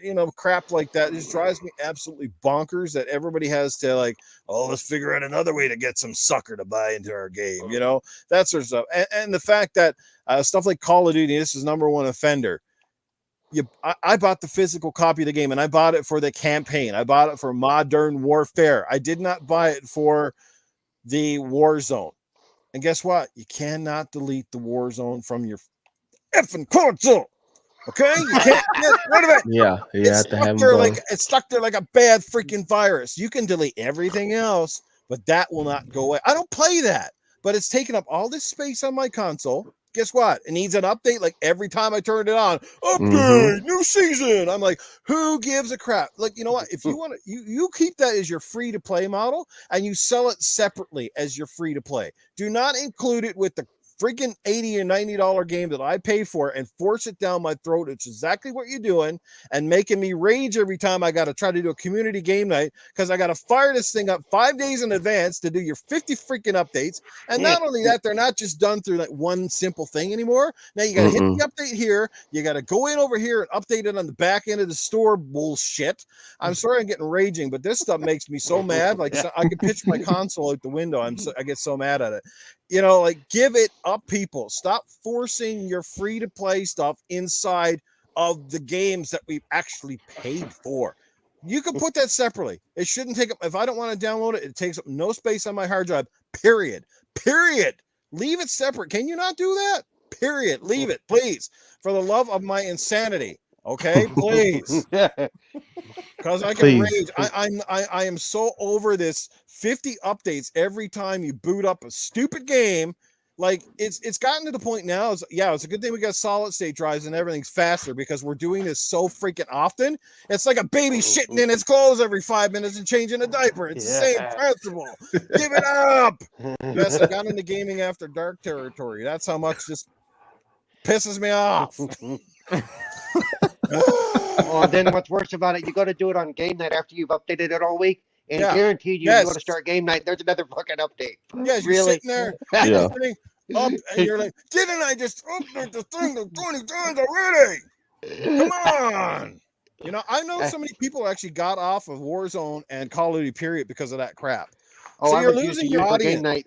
I refuse to use And it for why game is it night. so big? Is your game that much better than everybody else's games in the generation? Are your graphics that amazing? Did we miss something? Is this running on the biggest PC hardware ever in the because you guys basically use the same engine over and over and over and over again and do this all the time, and you still have the biggest files I've ever seen in my life. But you have to update the store so you can make more money.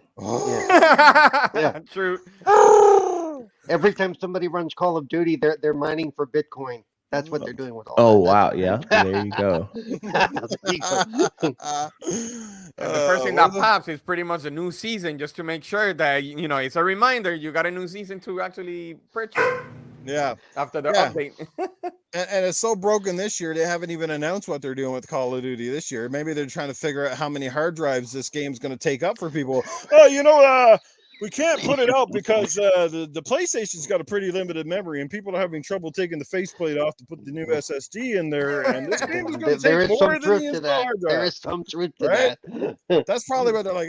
We actually need 3 solid state drives for our next game. But how do we sell that to people? Right? I said at some point Call of Duty is going to come with a pre-order bonus of a friggin' solid state drive. Right? I get a free solid state drive. Your purchase of Call of Duty. Man, okay, end of rant. I'm done. Any further thoughts before we close the show? And poor Axel sitting down there off in the spotlight, probably waiting to chime in here. He's playing Halo. Oh, he's probably down there playing Halo. Yeah, we'll bring him in here just in case he's got a comment or something here.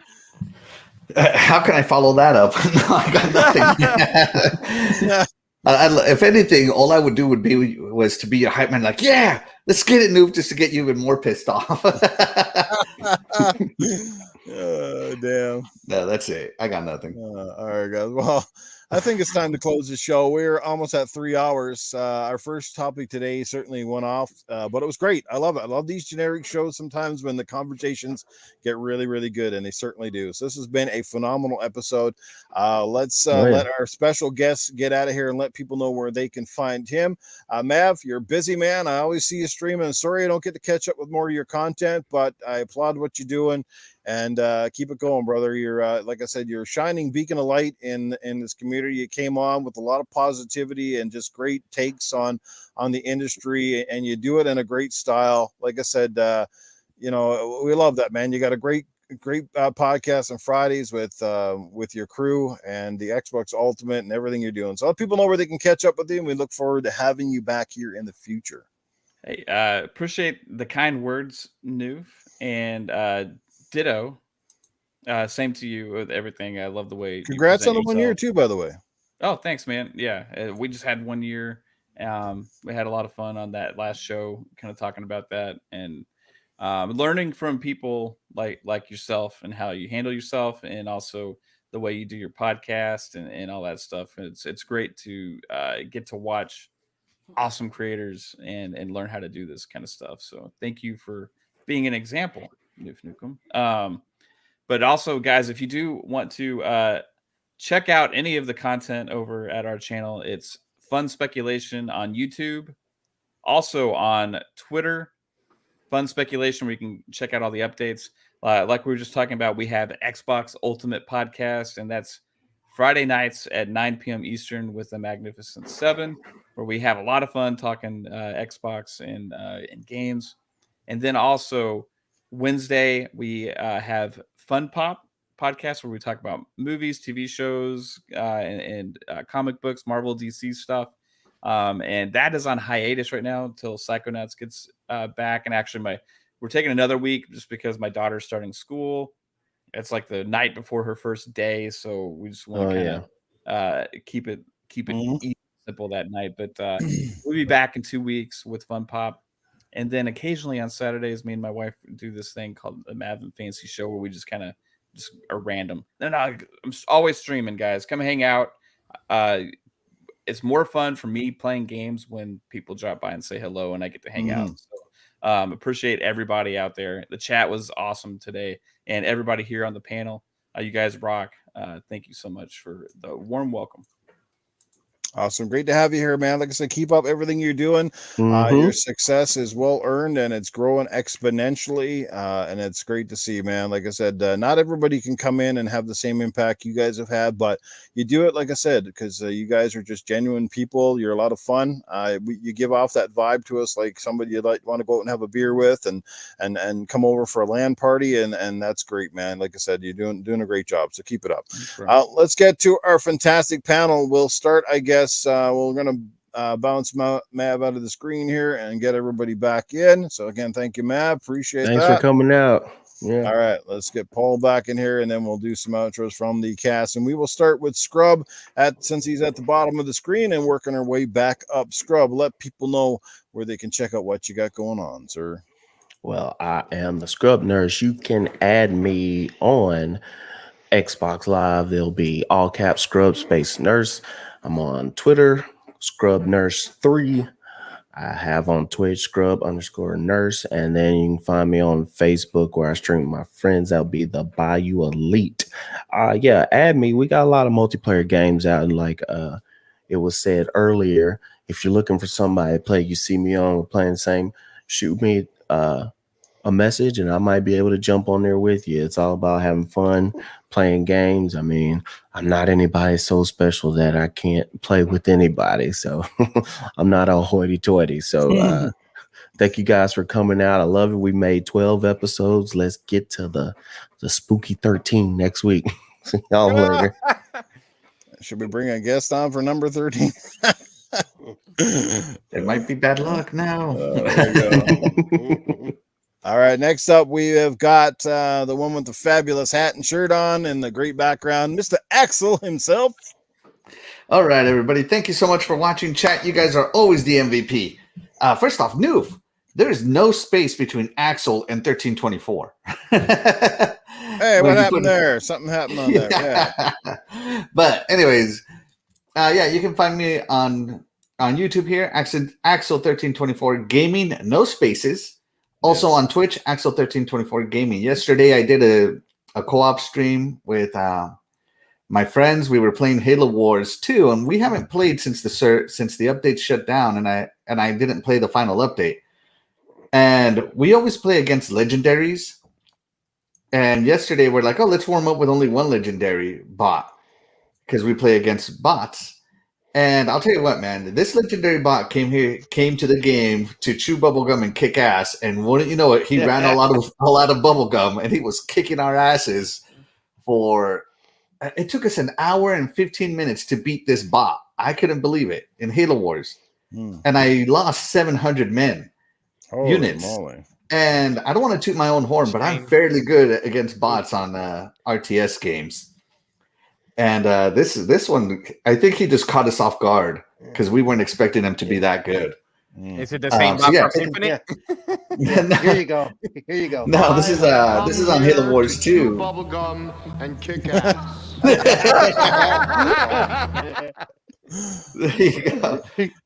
Yeah, no, it was a lot of fun though. If you want to hear us use every French word we know on a stream, go ahead and check it out. Yeah. But yeah, also you can find me on Twitter, Axel1324, and on Xbox, Axel1324. Nice. Great stuff. All right, let's get over to the man on wheels who games differently. It's the one, the only Cerebral Paul saying adieu. You can find me on the Twitter at Cerebral Paul 1, Xbox Cerebral Paul 921, YouTube Cerebral Paul.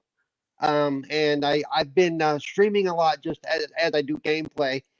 Pop in, say hi, because like Mav, I like it when people pop into the chat, talk to me while I'm playing. And if you want to play a multiplayer, just let me know, because I'm always just kind of hanging out. So yeah, and thank you to everybody in the chat for coming by this morning saying hi. Always makes me smile, especially when people come in that, I don't get to deal with them as much as I'd like to. Yeah. Mag and I still need to play some games together. We still haven't had a chance to do that in like almost a year because we're both so kind of different schedules. So we need to get together and do some gaming. So everybody have a good week and catch you around. Yeah. You know what I say to people too when I'm online sometimes, if I'm on my Xbox dashboard, I tell people, you know what, unless I have set to put down to do not disturb, send me a message. I can't guarantee I'll always play a game. But like at the end of the day, if I'm just there doing nothing, could be just listening to some music sometimes on Spotify. You'll see me do that quite a bit. Actually, sometimes I just got on one with some tunes. I'll sit down, but hey, you want to play a game? And a lot of times I will. I'll jump into play. So it's I always try to say that too. Even if you see me already playing a single player game or whatever, just jump in and say, hey, do you want to get on this? Yeah, some people are really afraid to. They see us doing something. It's almost like, oh, well, I wanted to send you a message, but you look like you're busy. And like, well, no, we make the time, man. It's a lot of times, even if we're in a chat, we're just talking. If you look at my chat, you'll see we're all in different games and doing different stuff. And, and so feel free to jump in the chat. The worst we're going to go is, hey, we're trying to have a talk. No, but that almost never happens. Everybody's welcome. Very seldom am I in a chat where not everybody's welcome. Amen to that. All right. Let's get over to Cool Cat Terri, the coolest person with the blue hair and the beanie. All right, let people know where they can catch up with you and what you got going on. All right, you can pretty much find me everywhere as Cool Cat Terri with no space. But I don't know why it's coming out like that today. I'll fix it. All right, it's all in the chat. It's on in the bottom. You can find me pretty much everywhere. Gamer tag, Twitch, YouTube, Instagram, pretty much everything. It's just it's all together. Excluding Twitter, where I do have the underscore breaking it up. I'm pretty busy between. I do my Twitch streams during the week. You can come hang out with me, and I play games with my viewers, and I do like RPGs and stuff, and I just have fun. I have my own podcast called Just a Glimpse. You can check that out on Spotify or on Google, Apple Podcasts. I put the past seasons on my YouTube, so if you're someone who prefers YouTube, you can catch them there. You're just going to get the old episodes. I won't post season 2 until I start season 3. So if you want to catch them on the fresh, you're going to want to go to like Spotify or one of the podcast places for that. And I am also working on a video game of my own. It's kind of been a little bit on a standstill right now because I'm having issues with pixel artists. But otherwise, I am working on it. So hopefully I can have some updates for you all on that as well. So some good stuff. Awesome. Last but not least, the sausage finger man himself, straight out of solitary confinement, Eternal Shaddai. Where can people find we're always picking on Shaddai. I know. Hey, your room looks a lot better, bro. It's looking pretty good there. Yeah, I just placed the light yesterday, so Well, I still am working. He's got a rave going on there now. First and foremost, I would like to thank Mav for being part, on this panel this morning. It was a great pleasure to meet him and have a talk with him in this panel. Also, I have fun with you guys also on the panel. We're all, all these subjects. Sometimes it gets heated, not in a bad way, but it's fun. That's part of it. You can, you can find me on Twitter, Eternal Shaddai, the same thing as my gamer tag. Also, you can find me on Twitch at ETE Shaddai. I'm gonna be pretty soon streaming. I haven't streamed for quite some time, been busy. And also, you can find me on Facebook. Doing podcasting in Spanish called Cultura de Mancos. So you see me all over the place. If you want to play, just send the invite, and I'm ready to go. And until the next weekend. Absolutely. Dynamite show. We just hit the 3-hour mark. Unbelievable. But we're going to let everybody get out of here. I will not stay long. You guys know where to find me, always in the gutter. But yes, on Tuesday nights with Mr. Middle-Aged Game Guy himself and Titan Drago with Gaming After Dark, which is a more adult-themed podcast. I do apologize today if I went off the rails a little bit. I was getting a little bit worked up, and sometimes I forget where I'm at. But otherwise, yes, thank you for the support. The chat, you guys have been absolutely dynamite today. Many of you have stayed for the entire duration of this podcast, which is very impressive.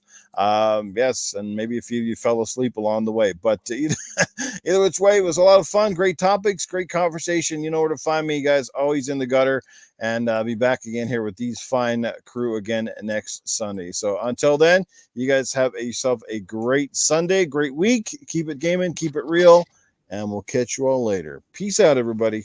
See you later. Thank you, guys. Bye.